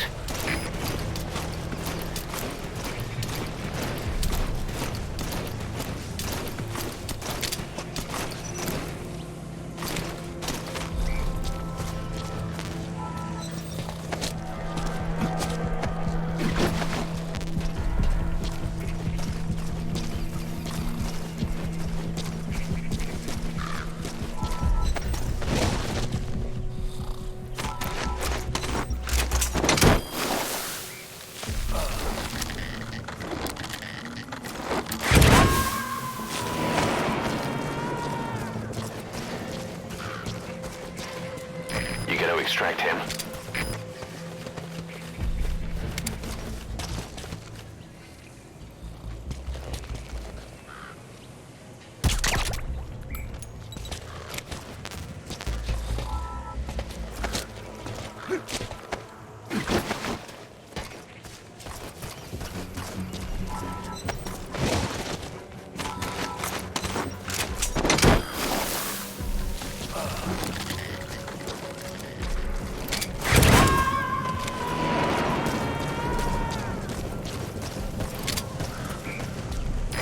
subject on board. Leave the rest to us.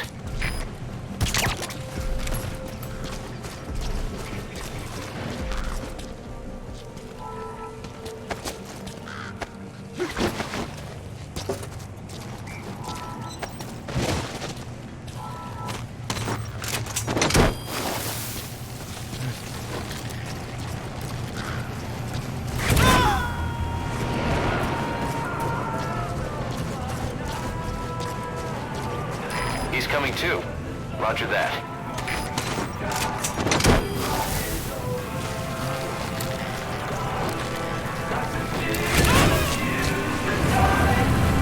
Extraction failed.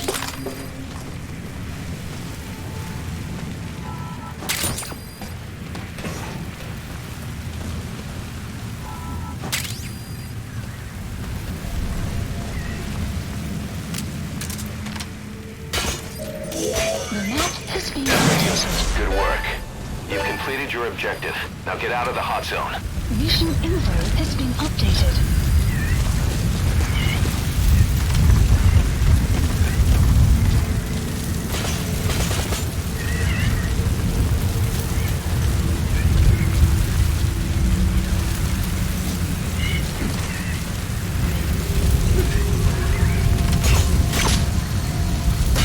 So your suppressor is worn out. That gun will be as loud as any other now. If you have to shoot, be careful.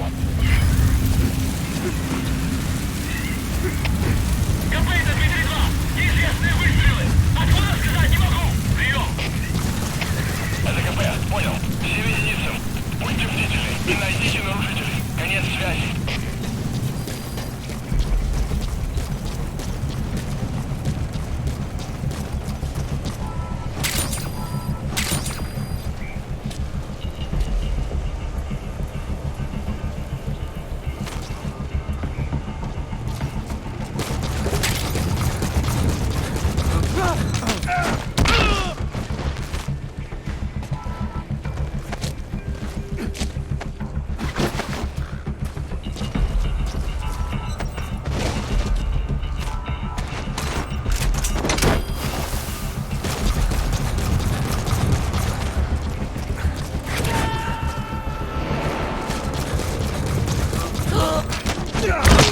Subject on board. Outpost captured. Leave the rest to us.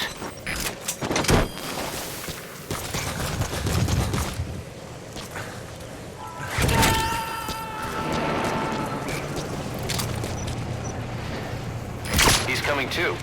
Roger that.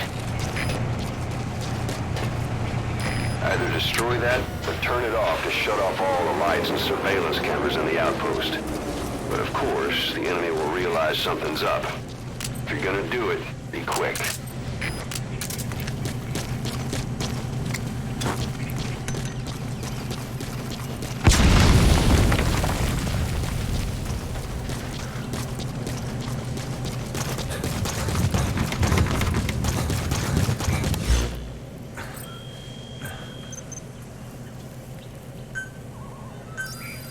Please select a drop. Supplies requested.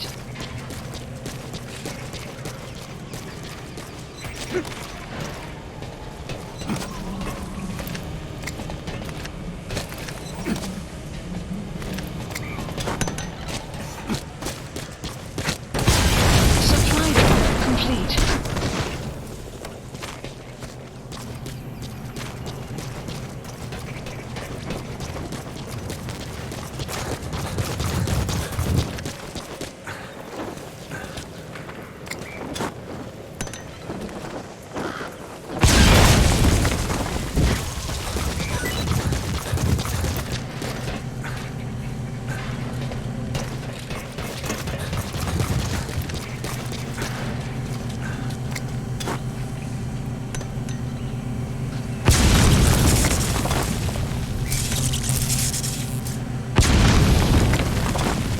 Out of ammo? Let the support unit... You destroyed their anti-air radar? It wasn't one of the targets, but that's put a hole in their air surveillance. The chopper will be able to get in close now. You can designate a landing zone near the outpost.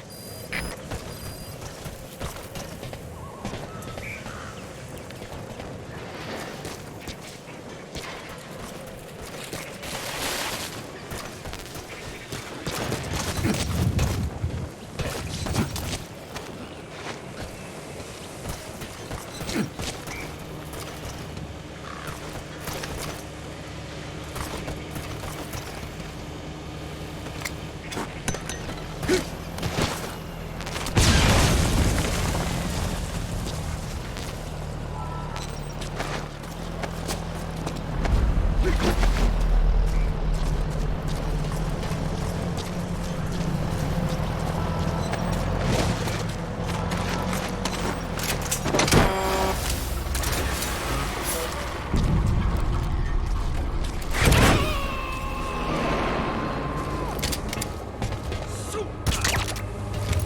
gonna extract him?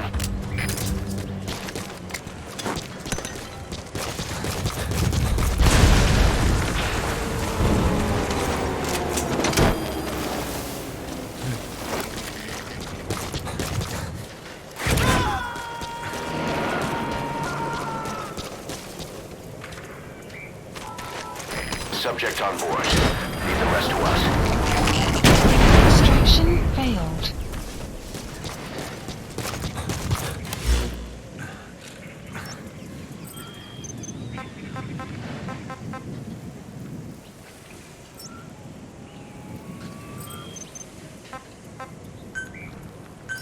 Please select a support helicopter Roger. requested.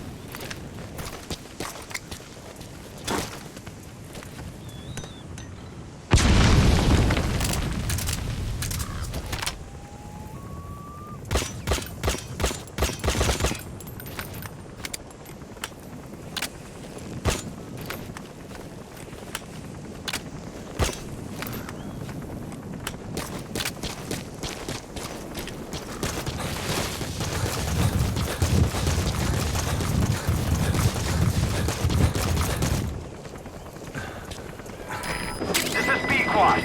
Arriving shortly at LZ.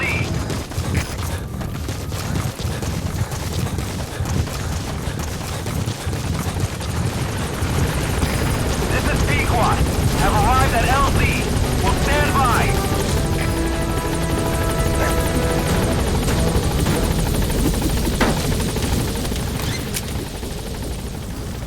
Gaining altitude.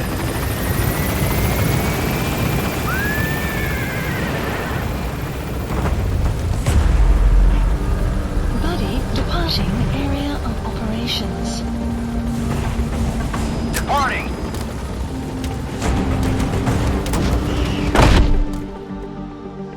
Extraction arrived at Mother Base.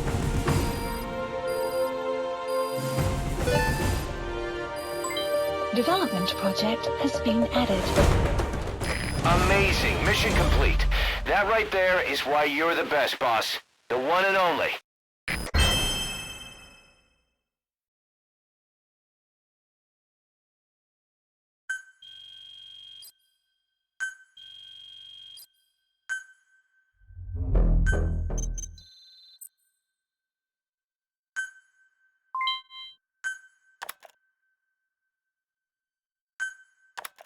Our army is growing like crazy thanks to you, boss. In fact, it's getting downright crowded around here. To bring a greater number of people on board, we'll need to expand our facilities. To that end, I've created a base development unit. It has two roles, material refinement and platform construction. I'll start with the material refinement part. The base development unit procures material resources on a regular basis according to its level. The materials are stored in containers and placed on the deck of Mother Base. Once they're finished being processed, they can finally be put to use. By using these materials to build new platforms, we'll be able to add a greater number of staff to our ranks. We don't need any specific instructions from you to refine the materials, but I want you to be the one to decide how we construct platforms. Once we have sufficient GMP and the required material resources, you can issue construction orders from your iDroid.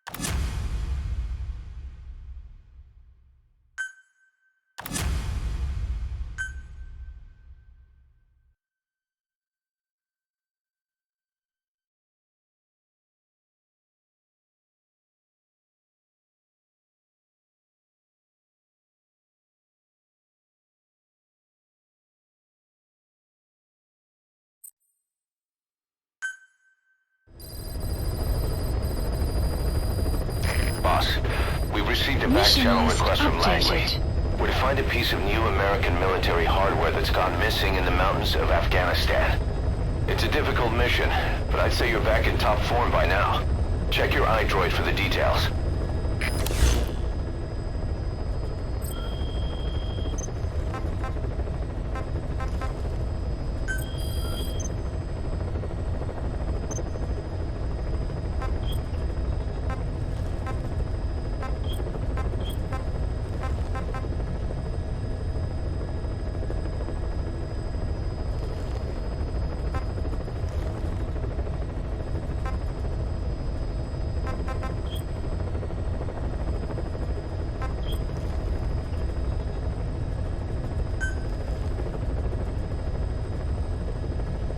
Commencing platform construction. Commencing platform. Commencing platform. Commencing platform construction.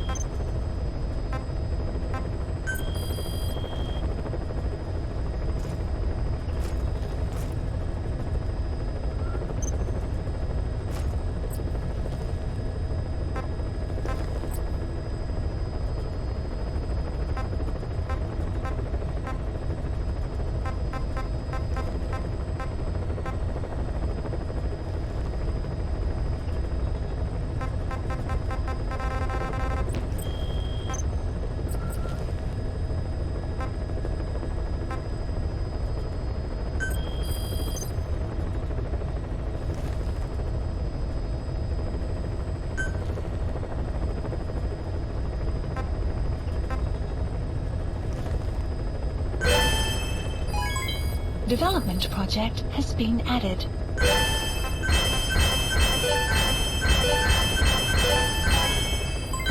Development project has been added.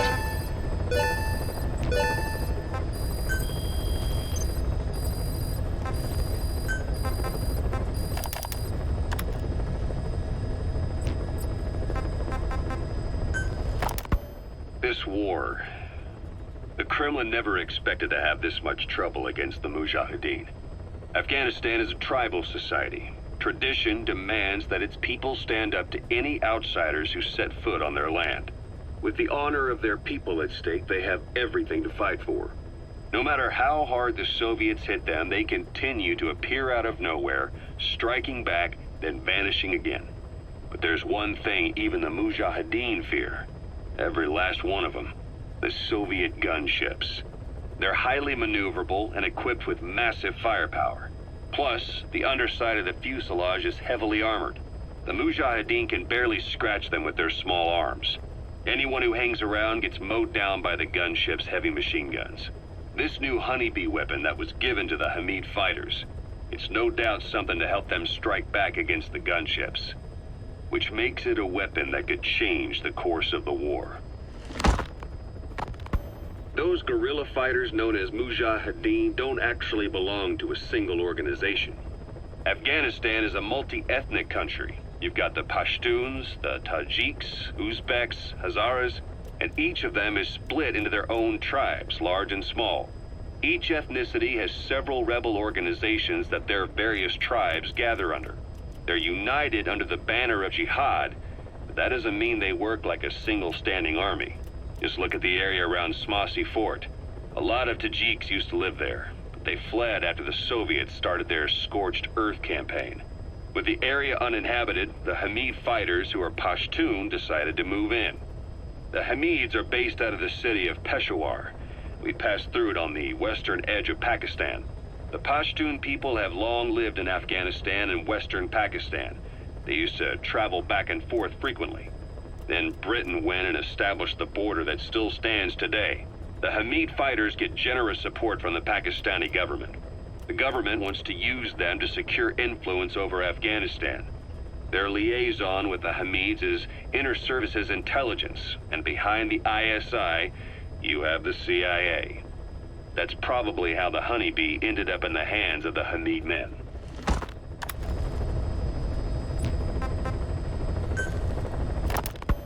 Ocelot said the number of private forces is increasing, and they've modeled themselves after us.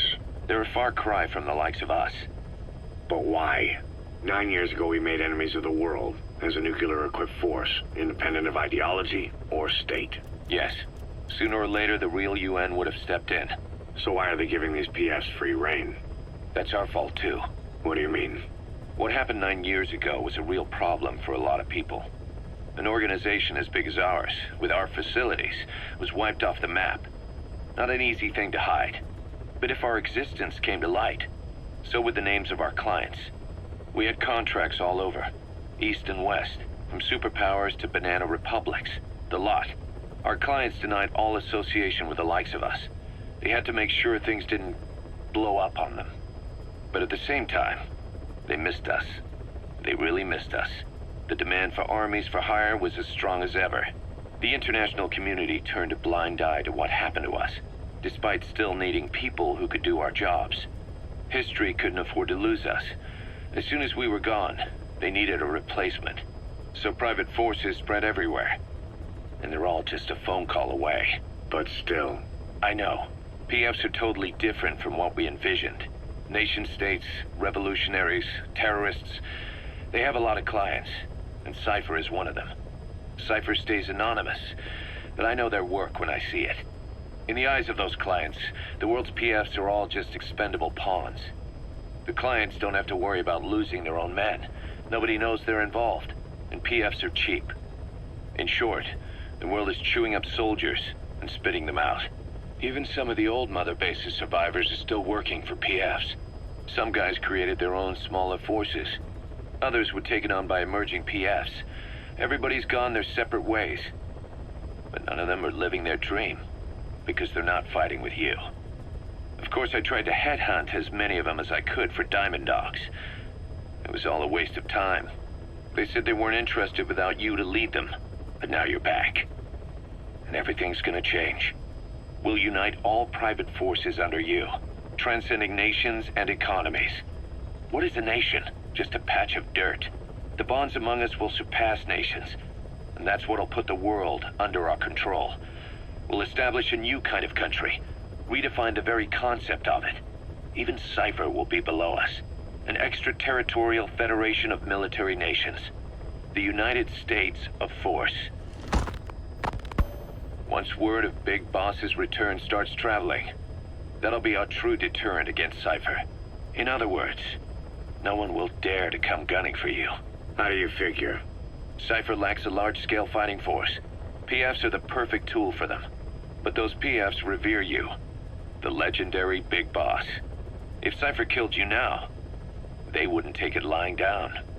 Maybe they'd even go looking for revenge, but they definitely wouldn't keep doing Cypher's dirty work, even if it put their lives at stake.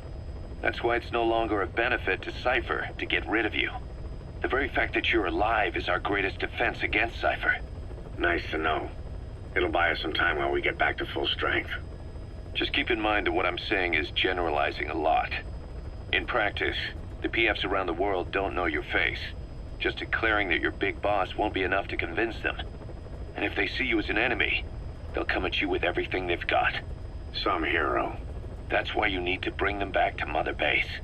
Show them on your terms that you really are the one and only Big Boss. Once you've proven that, they won't hesitate to join us.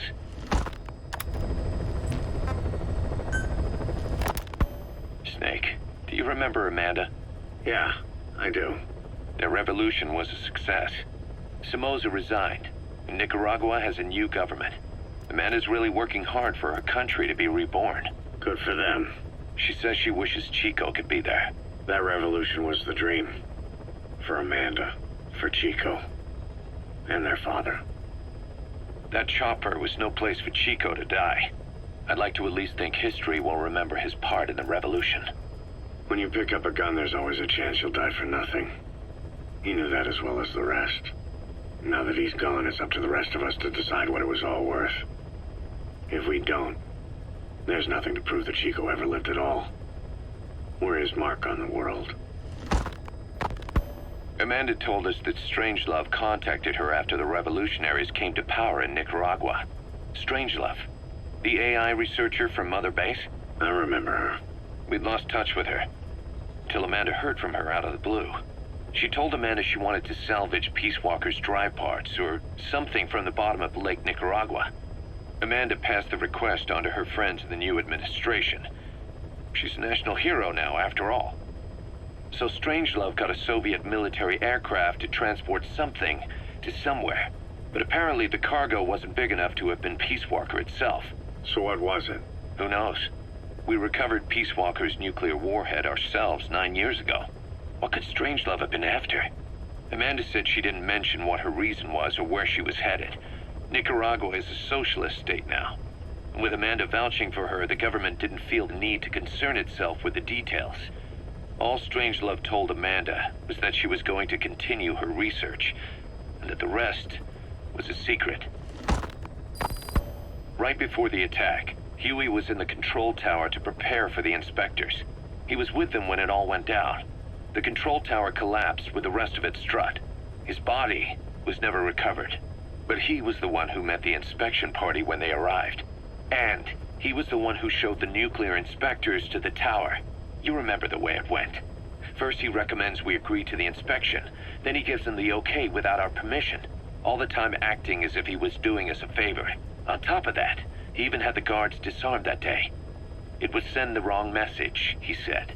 Whatever the angle, it all leads back to Huey. I curse my own stupidity for not realizing sooner. Huey escaped with that unit by chopper. I've been hunting him for 9 long years. The other reason I was operating around Afghanistan was to dig up his location. Huey's in Afghanistan? Yes, and I have a good idea where. Now we just wait for the right moment. This time, we'll be the ones using him. He's going to tell us who our guests really were that used a fake nuclear inspection to blast our home into the ocean.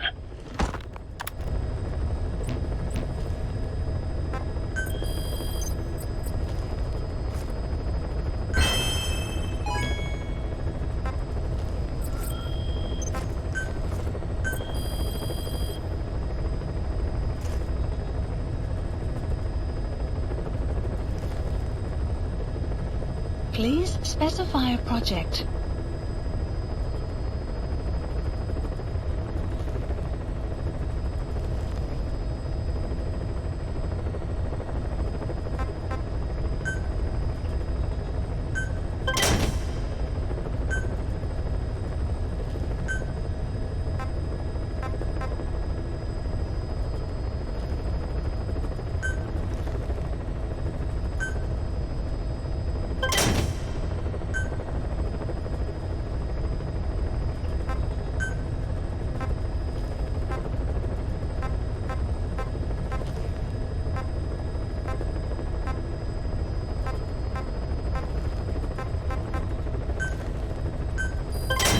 Development project has been added.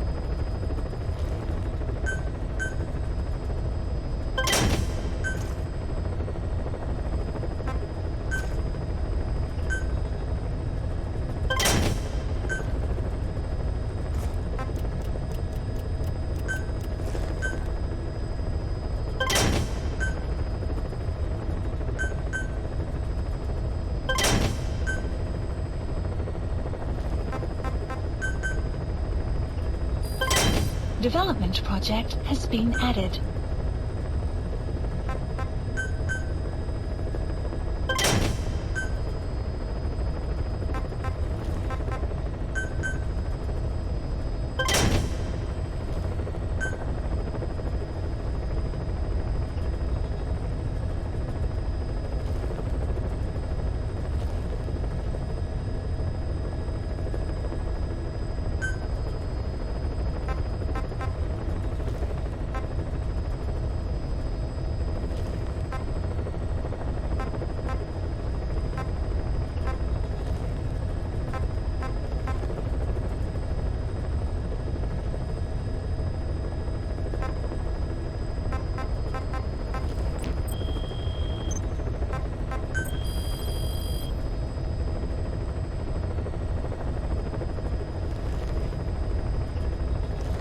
Please specify a project.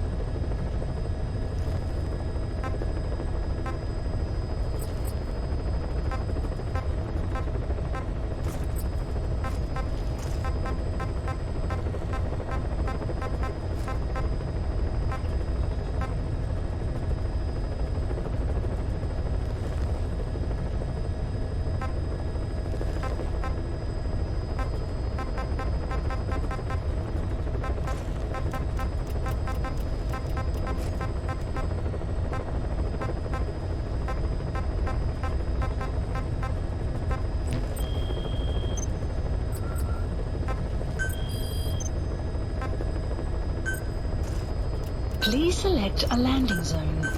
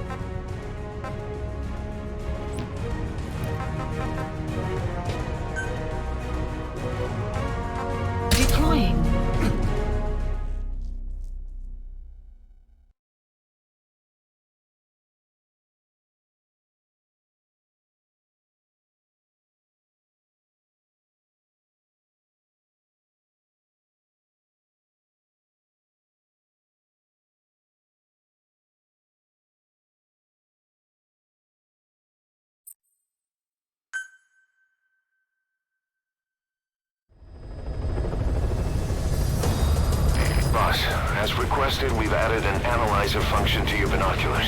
Now you can view soldiers or POWs and get a readout on their rank or any special skills they might have. Depending on their skills, they may even be able to develop new types of weapons or items. Try it out the next time you're thinking of holding someone.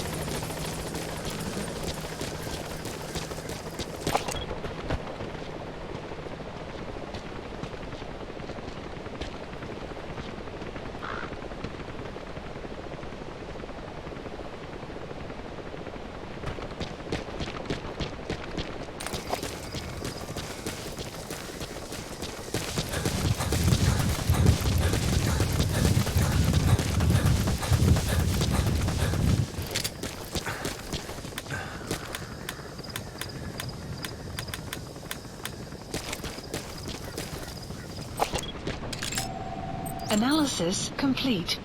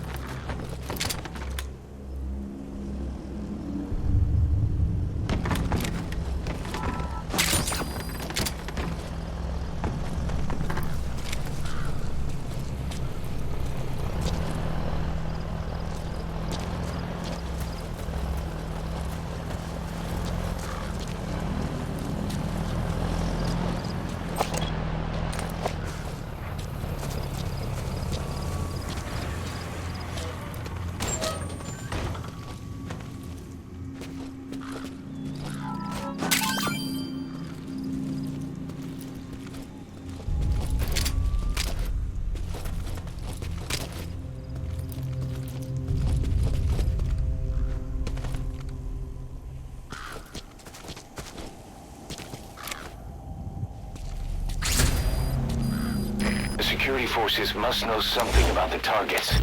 After you grab or hold up an enemy, try interrogating them.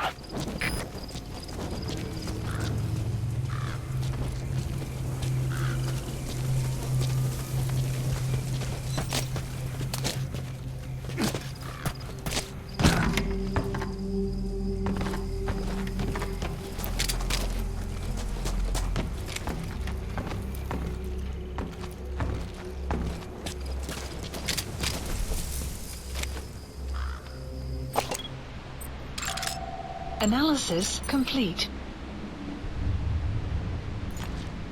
Marker placed.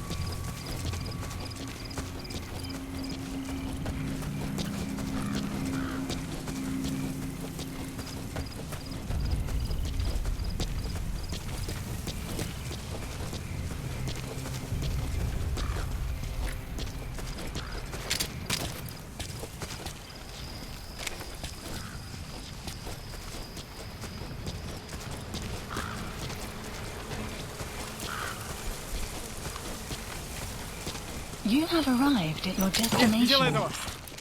Freeze! Who are you? What are you doing here? Where are your friends?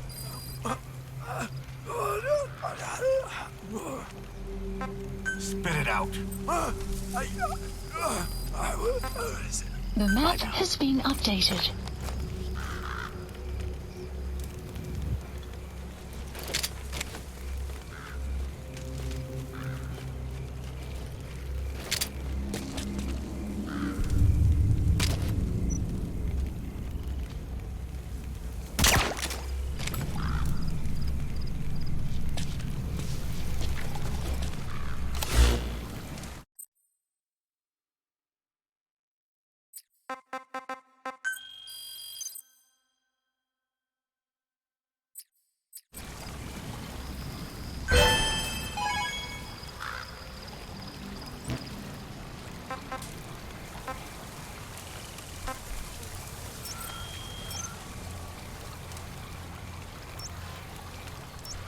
Marker placed.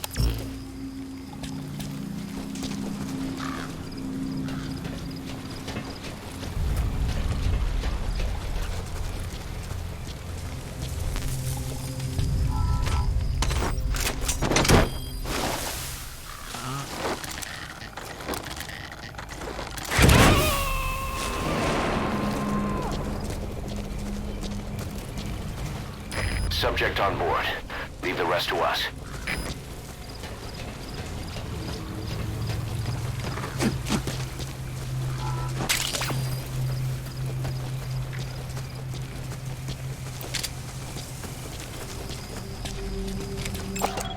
Analysis complete.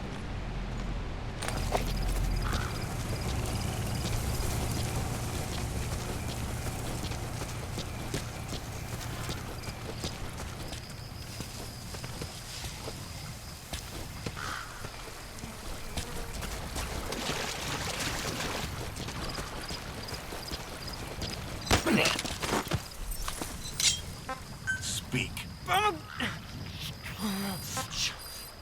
The map Where are your has friends? been updated.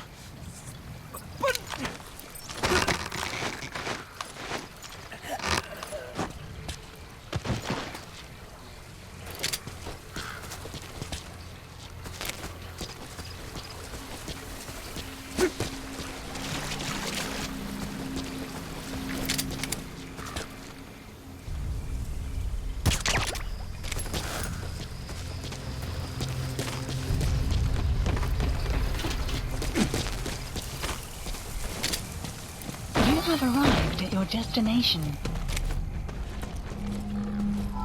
Side-op list It could be updated. just what we need to develop new Extraction weapons and arrived equipment. at Mother Base.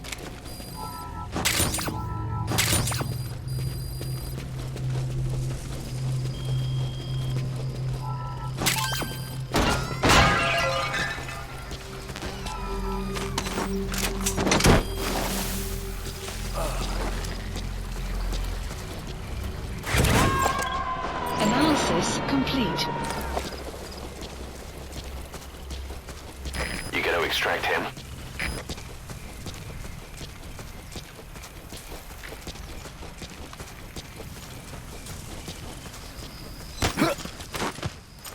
Spit it out.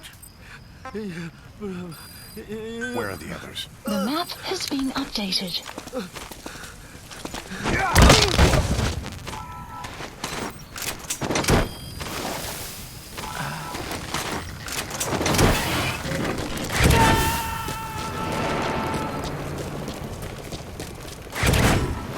Subject on board.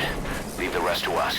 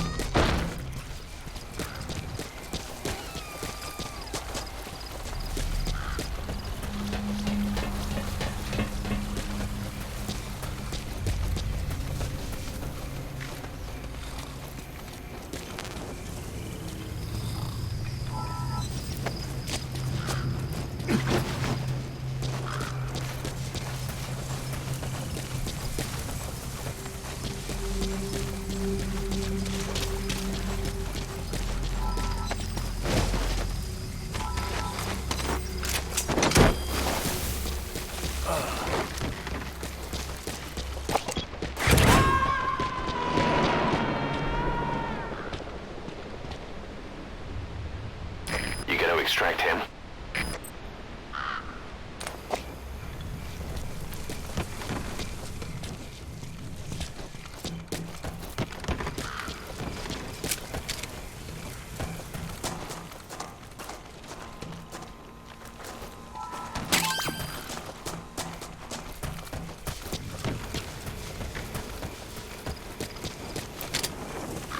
Whose footprints are these?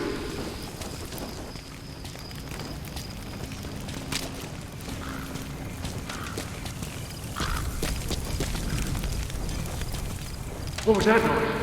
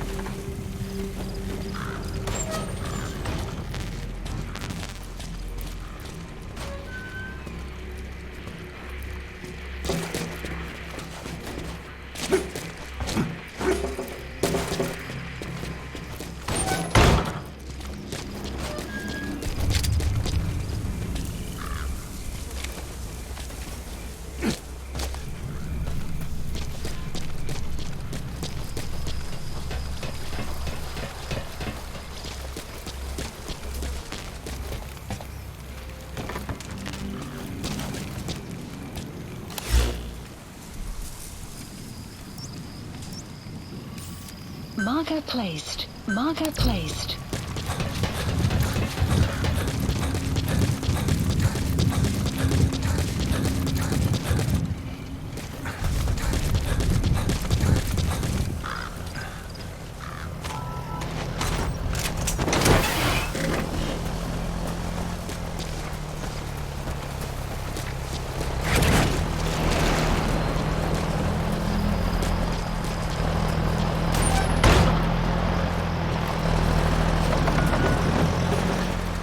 You have arrived at your destination.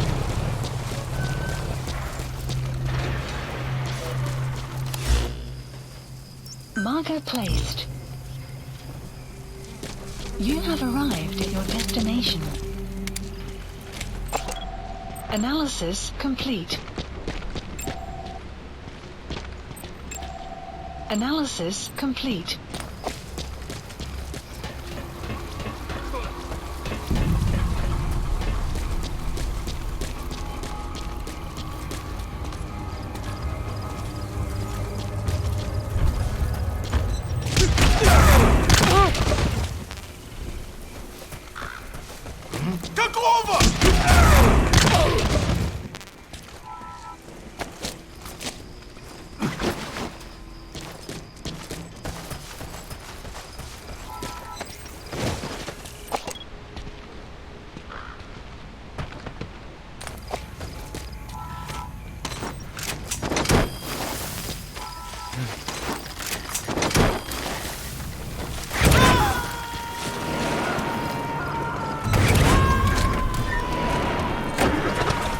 Subject on board.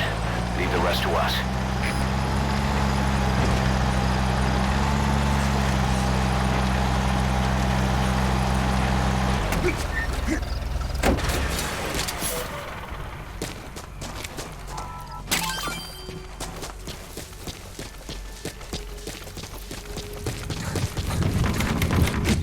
You have arrived at your destination.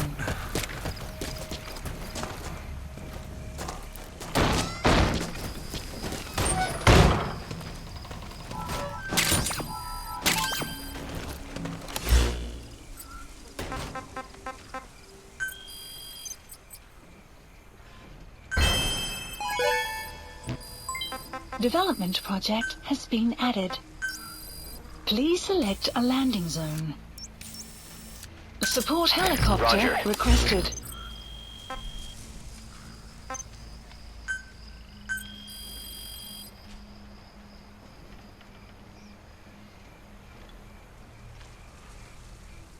Please specify a project.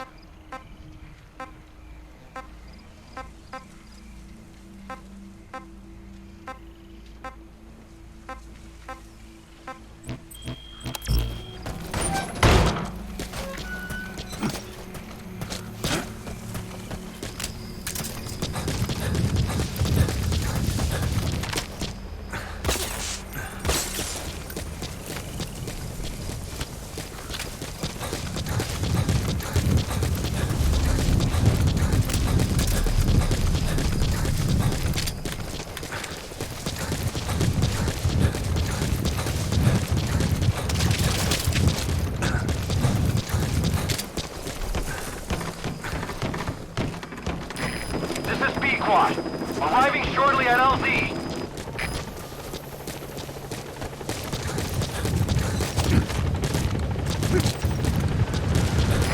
This is Pequod. Have arrived at LZ. Will stand by. Support helicopter has arrived. Extraction arrived at Mother Base. This is Pequod. There's an obstruction at the LZ preventing me from landing. Request immediate removal.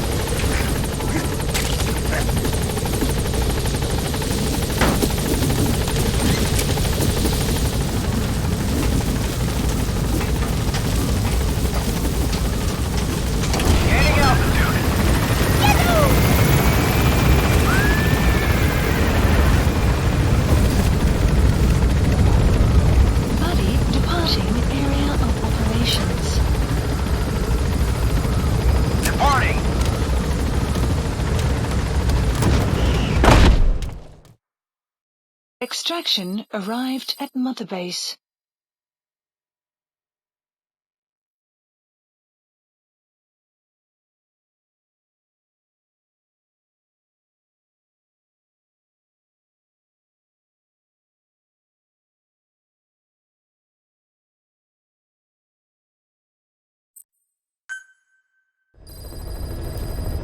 Side ops list updated.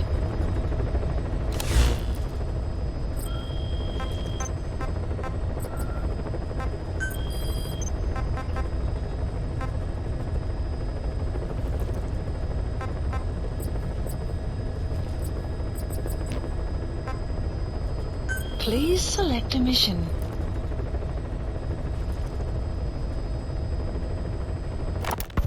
If we're going to expand Mother Base, we need more manpower. And not just for combat roles either. R&D, the support unit, intel, each demands a different set of skills. If we want to achieve what we've set out to do, Diamond Dogs has got to get stronger. There's a Soviet engineer I want to have join us. He was the one who built your prosthesis. With him on our side, who knows what sort of enhancements he'll come up with for it. He tried to defect but didn't make it, and now he's being held prisoner at Waksin Barracks. Find this engineer and get him out. Having him on our R&D team will go a long way to helping Diamond Dogs grow. Mission accepted.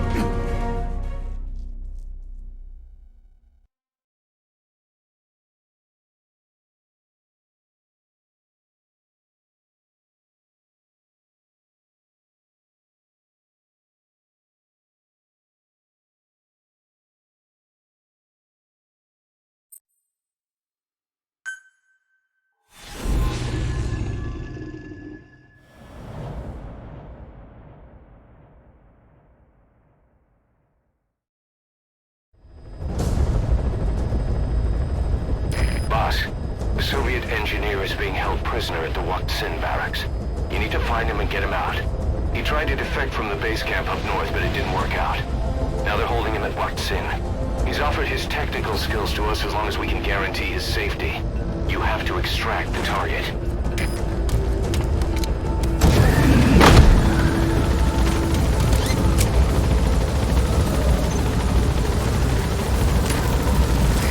Your target just happens to be the man who developed your prosthetic hand.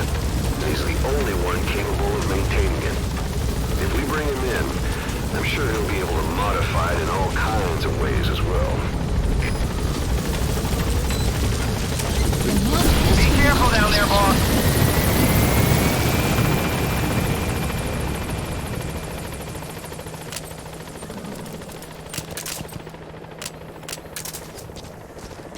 If you set up a capture cage, it'll trap small to medium-sized animals. The support unit will handle the extraction, so all you need to do is place the cage. Wild animals have all kinds of habitats. Try placing cages in a variety of places. You can check the animals list on your iDroid to see which animals have been extracted.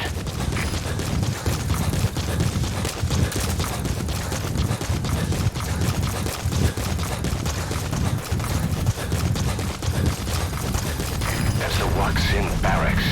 The target is somewhere inside that outpost. The Soviets consider him a traitor now, so he'll be treated like any other prisoner.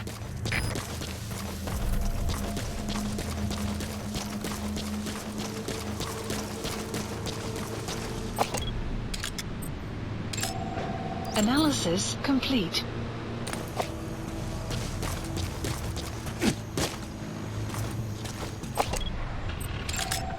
Analysis complete.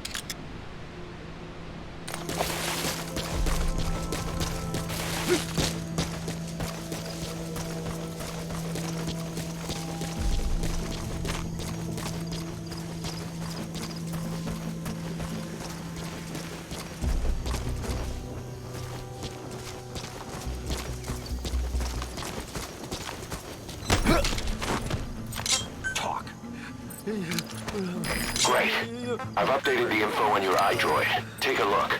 I hope he's all right. The map has been updated.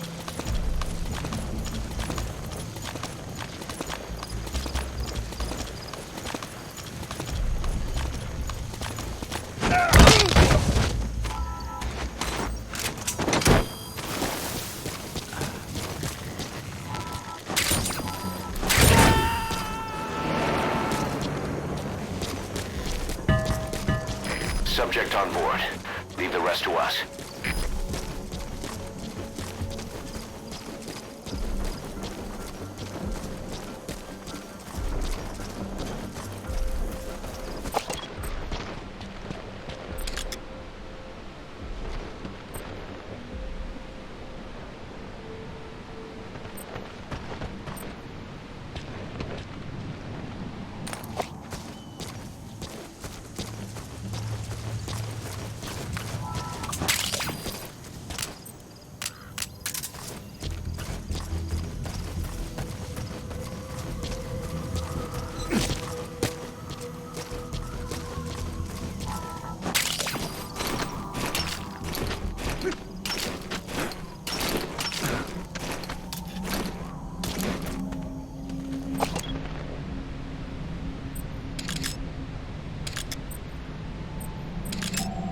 Analysis complete. Analysis complete.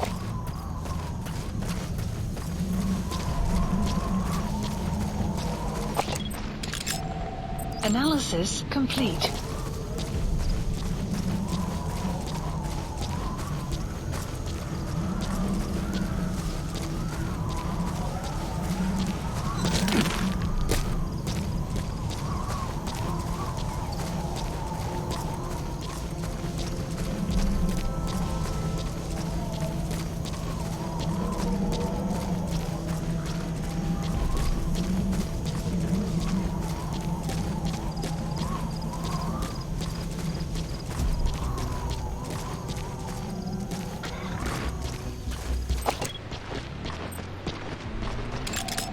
Analysis complete. Analysis complete.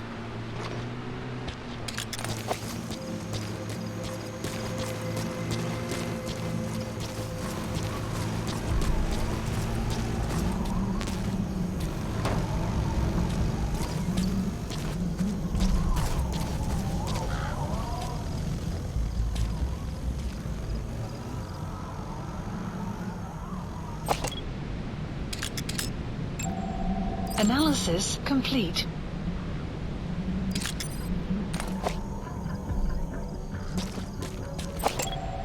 Analysis complete.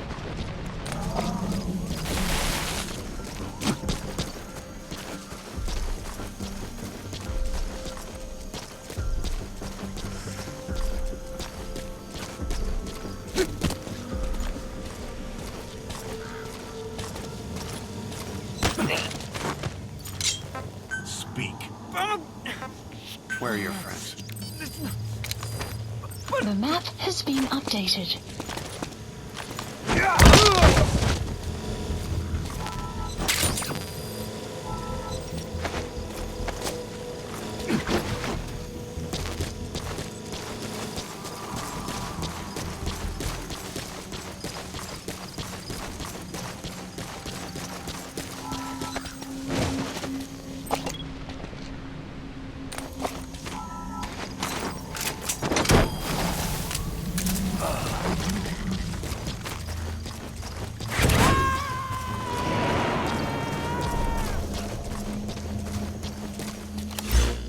He's coming too.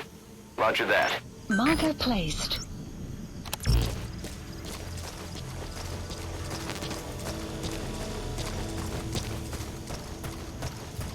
You have arrived at your destination.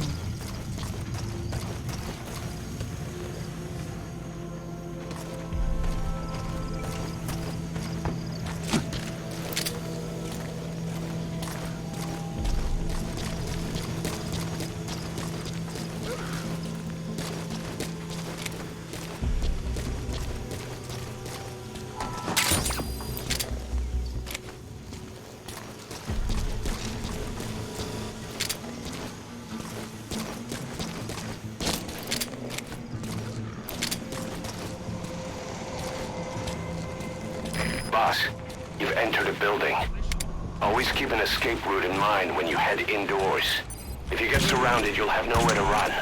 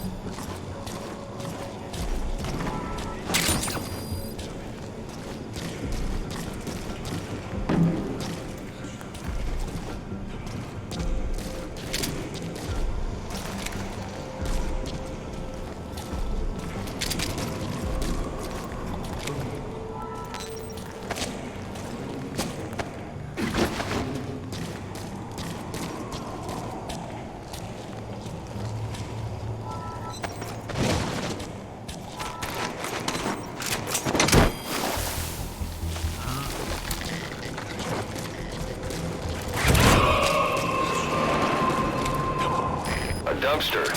Looks big enough to hide somebody. You could stash a downed enemy in there, or hide in it yourself. Just don't stand too close to me afterward.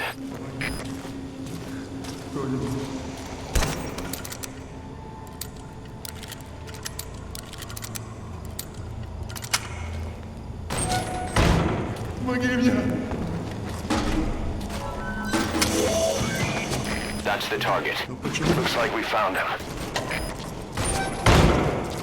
Этот протез. Я его сделал. Это мой шедевр.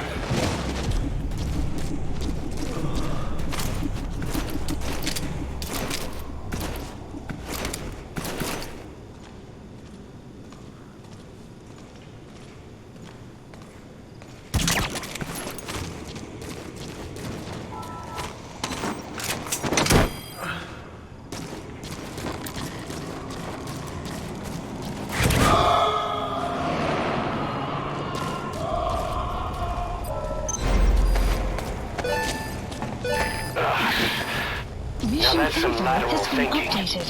Flawless work. You never cease to amaze, boss. Target extraction confirmed. Exfiltrate out of the hot zone by chopper or on land.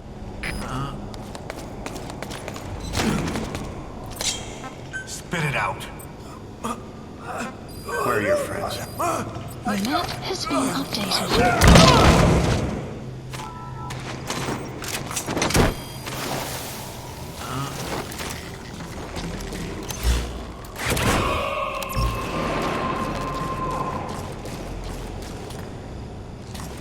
Subject on board.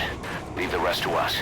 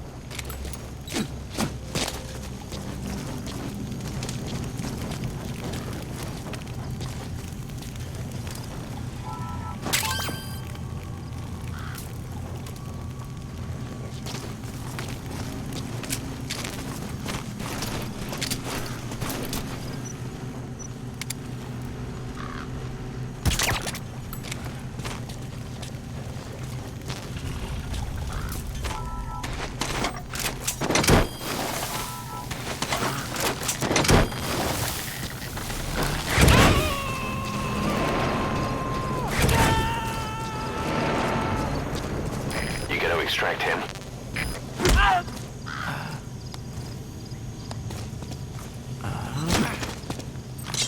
Spit it out. Where are the others?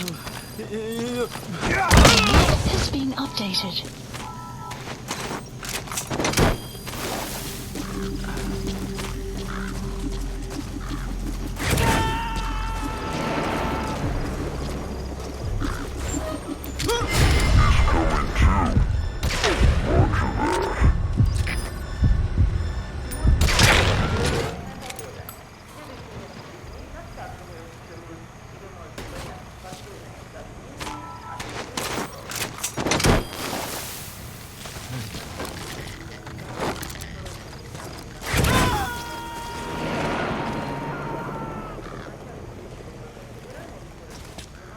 You gotta extract him.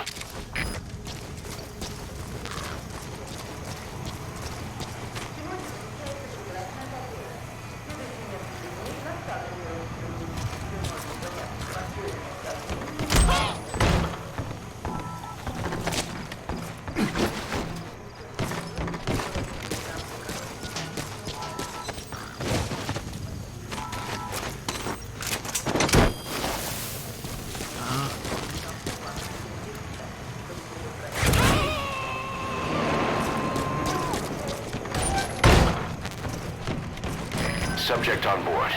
Leave the rest to us.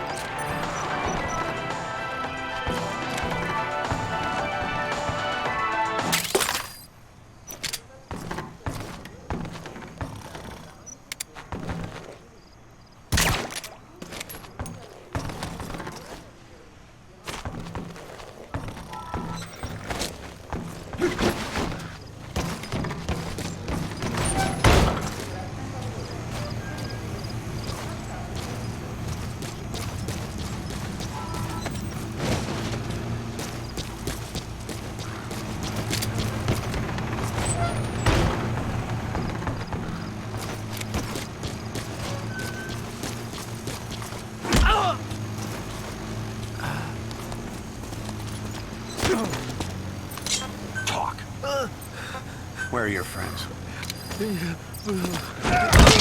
Has been updated.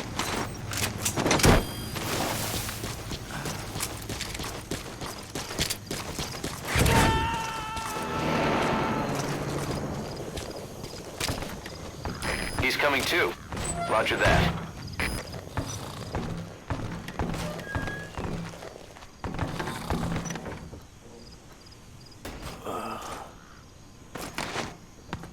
Well, hello there, Mr. UPS bound.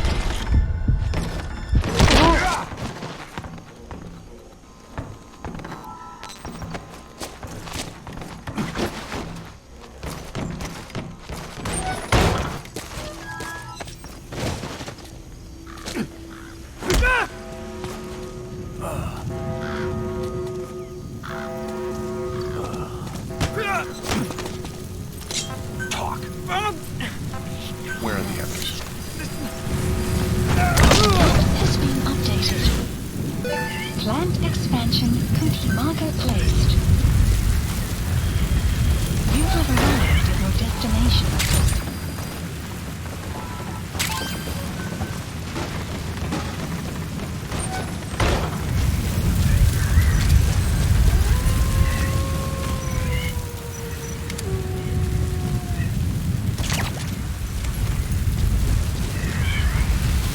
You have arrived at your destination.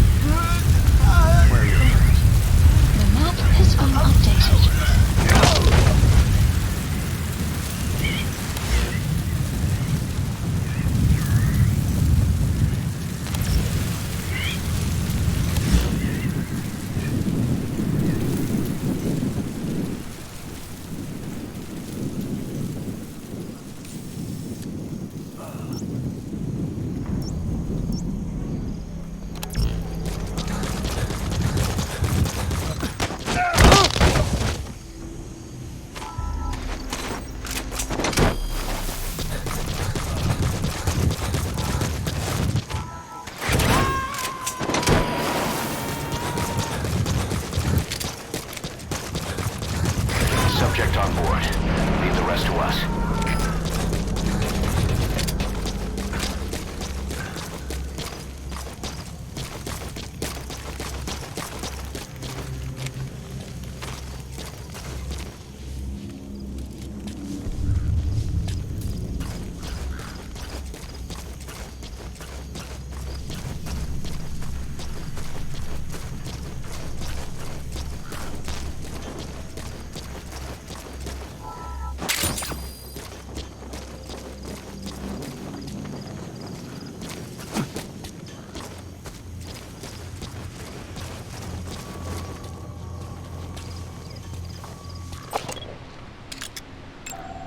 Analysis complete.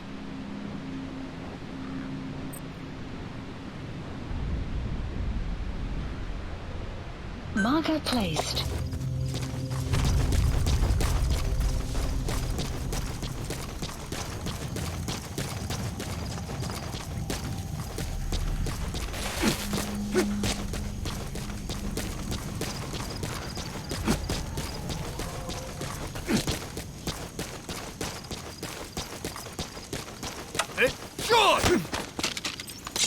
Speak. Where are the others? The map has been updated.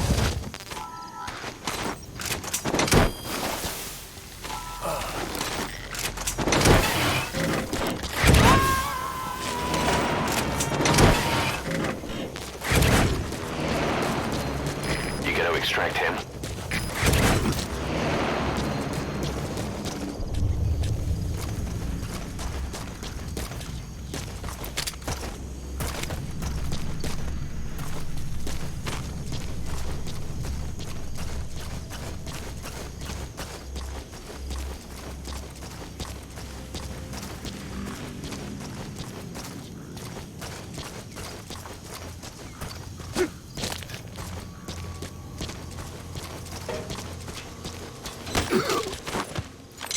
Speak.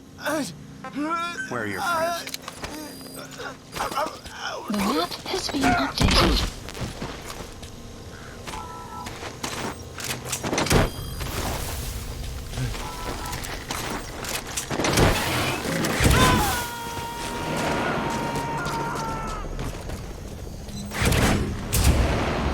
He's coming too.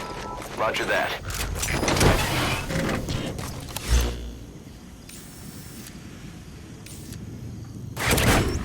Marker placed.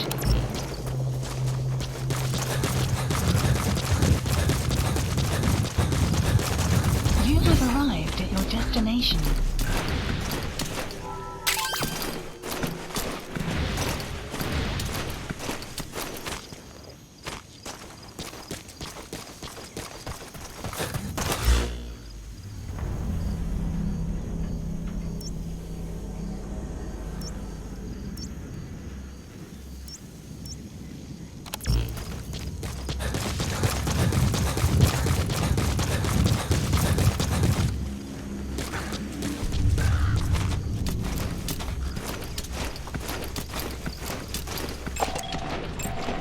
Analysis complete.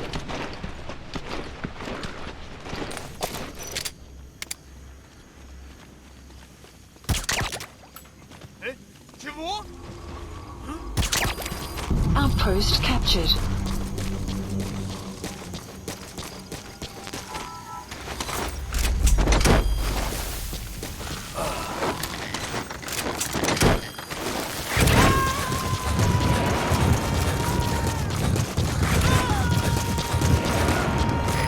Extract him.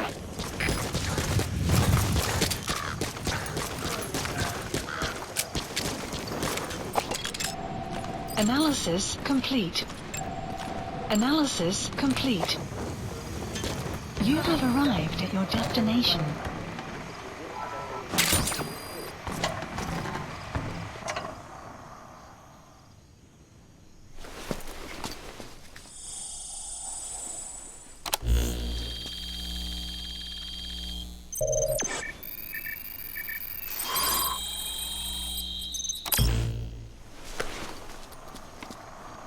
Intel file obtained. You got an intel file. Unfortunately, there's nothing new in it.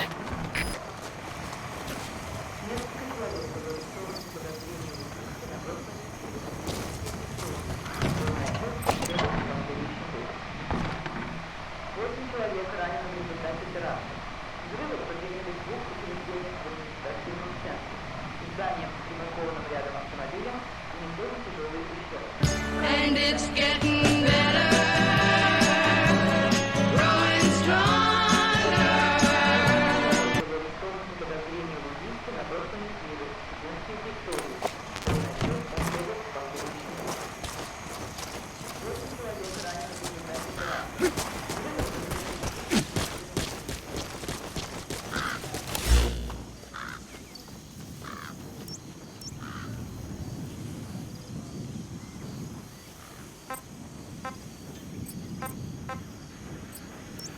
Support helicopter Roger. requested.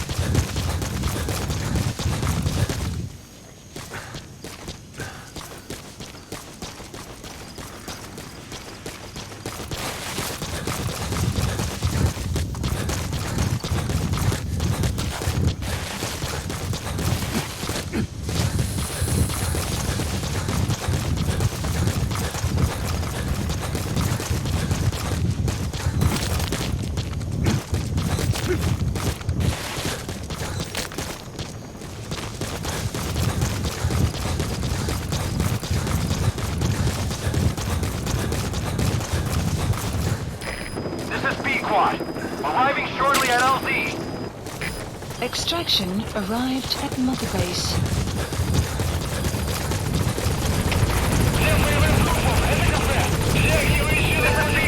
There's an obstruction at the LZ preventing me from landing.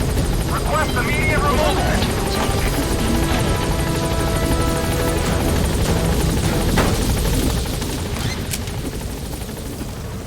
Gaining altitude.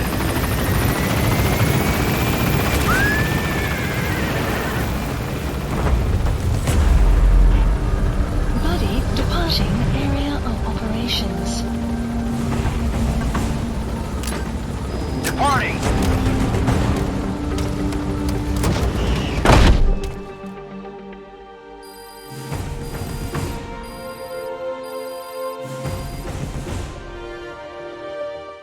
Mission complete, and how? They're gonna tell stories about this one, boss.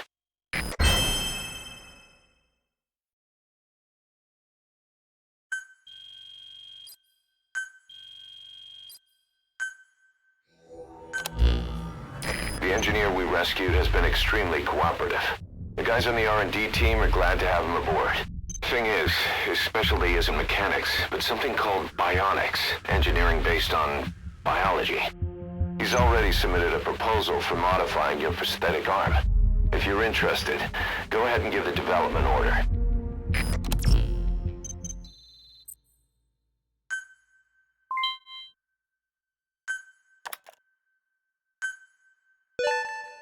Good. You captured it alive.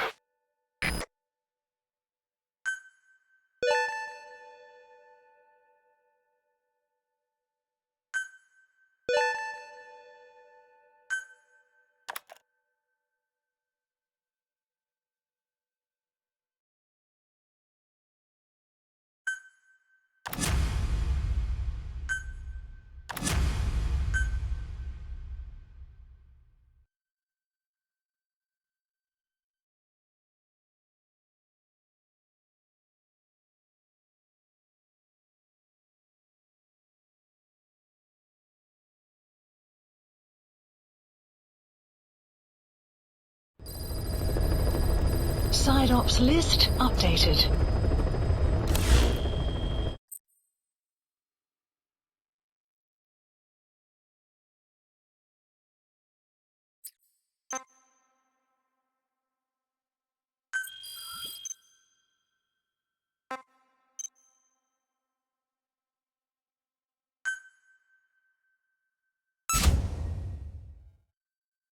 Commencing platform construction.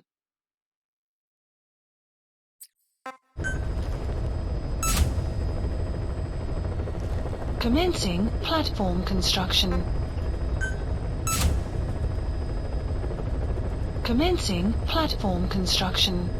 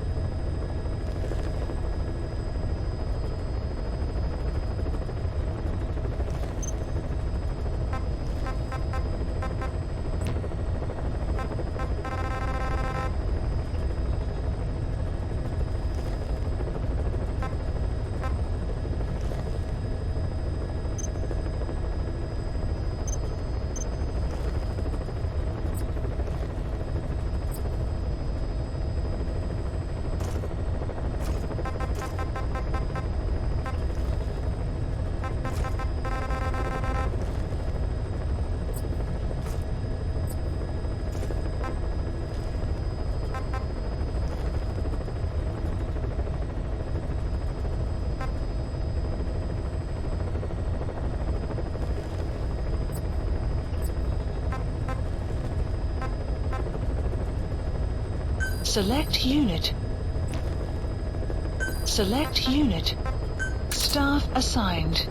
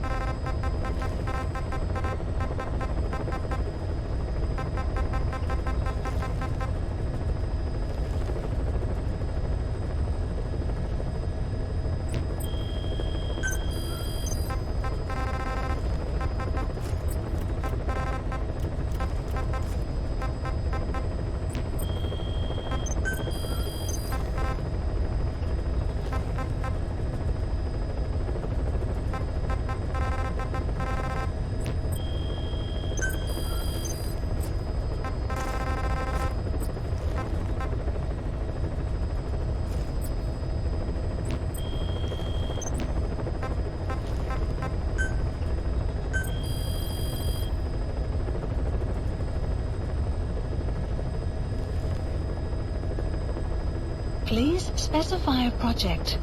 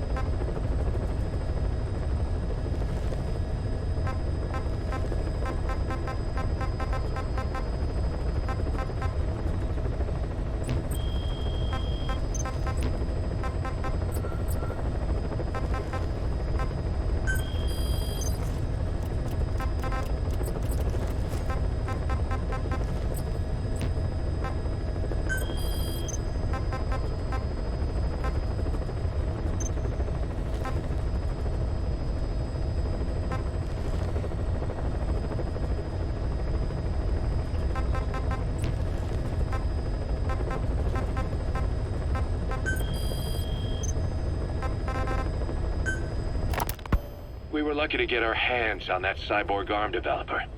There's no one in Diamond Dogs who can so much as maintain that thing. Bionic arm, not cyborg, if you go by what he calls it.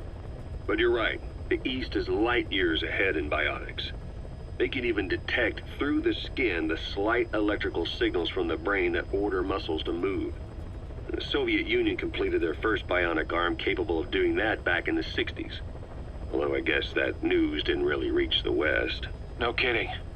Zadorov's was the only one I ever saw. Quite a shock to see it for the first time. And it was no mean feat to get hold of Snake's arm.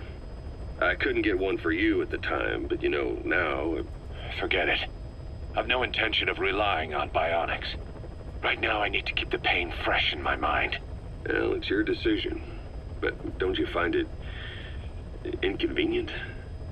Not a bit. But the phantom pain... it never lets up.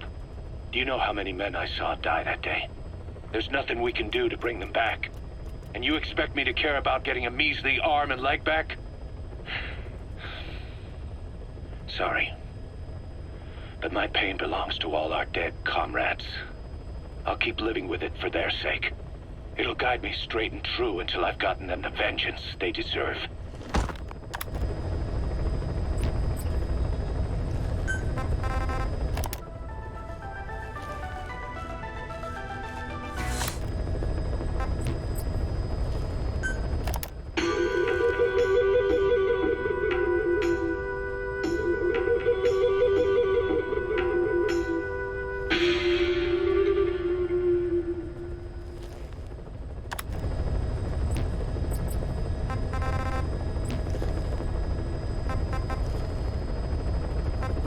Please select a landing zone. Heading to Mother Base.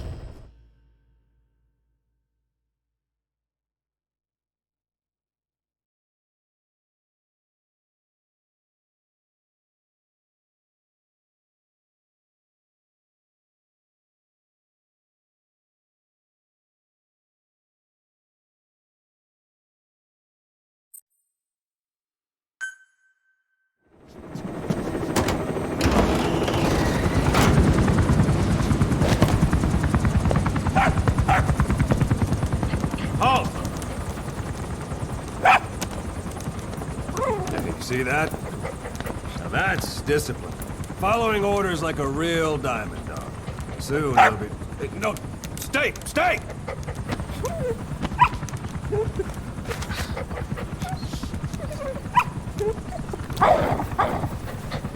Didi! Go!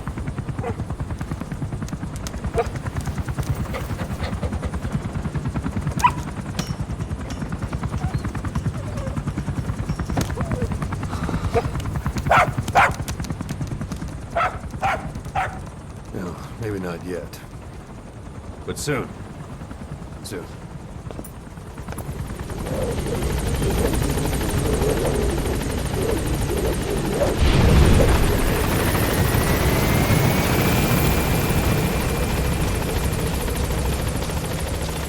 Welcome back, boss.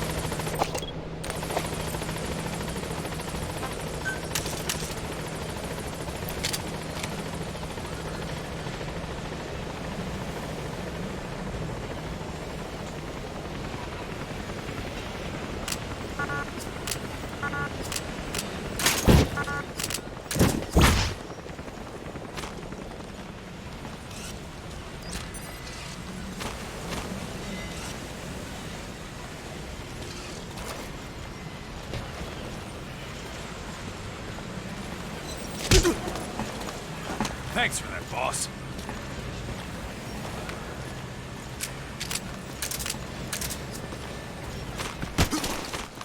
Boss.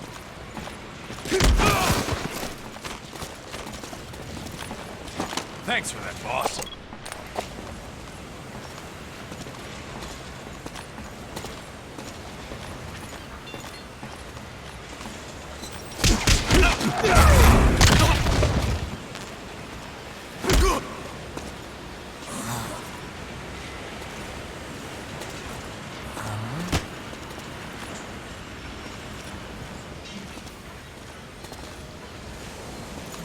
Thanks for that, boss.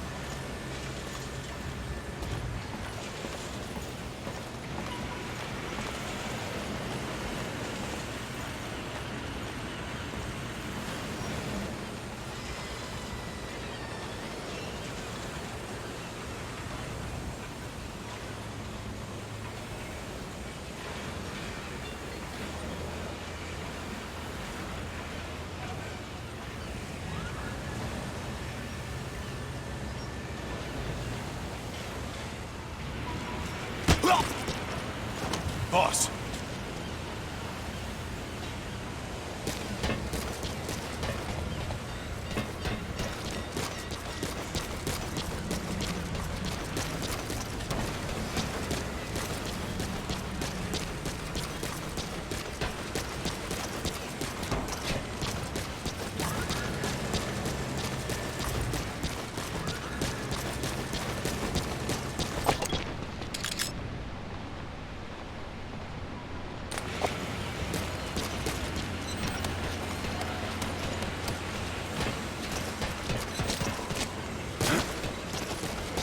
Boss, that puppy you saved? Boss!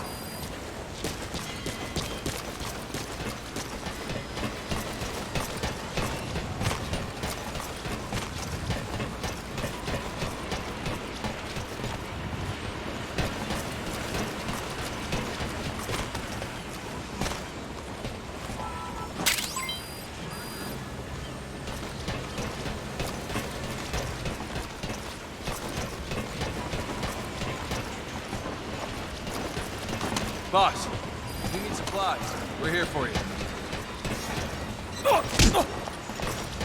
Thanks for that, boss.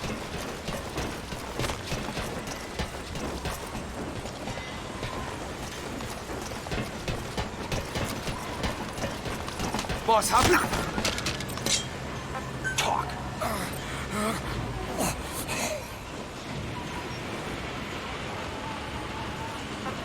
Where are your friends? Where are the others?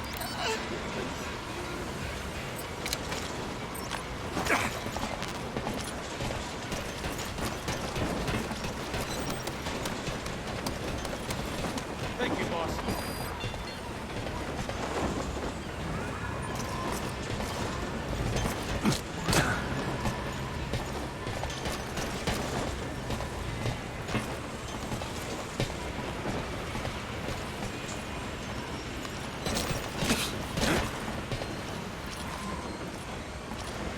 Good to see you, boss.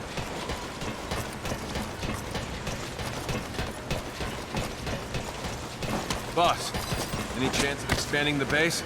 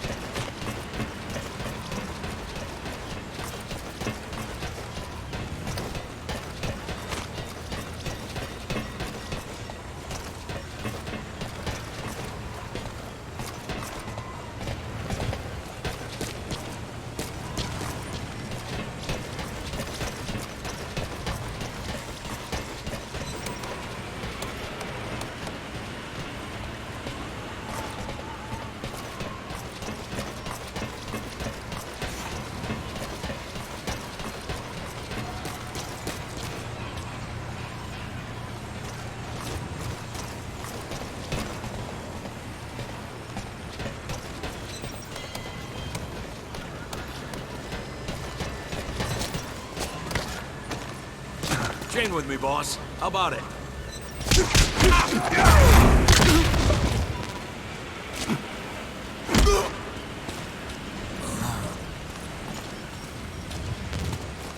Chain with me, boss. How about it?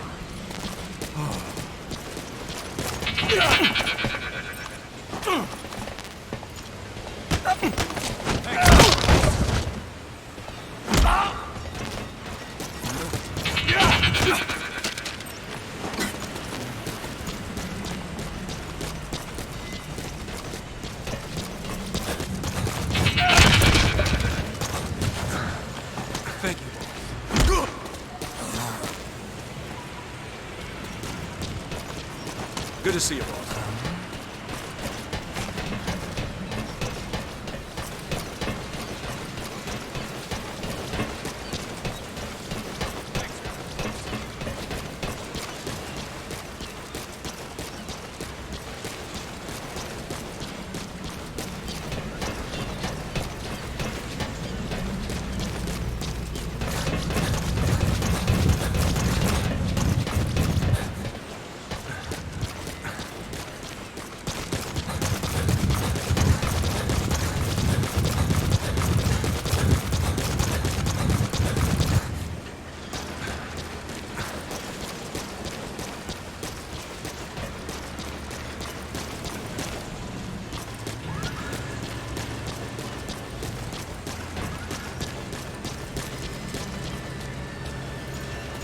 Boss.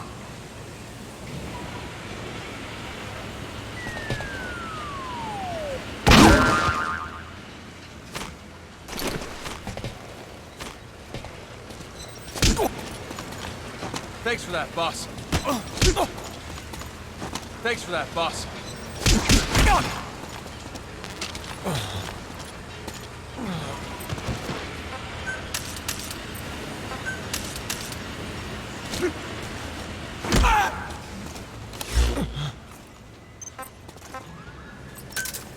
Roger.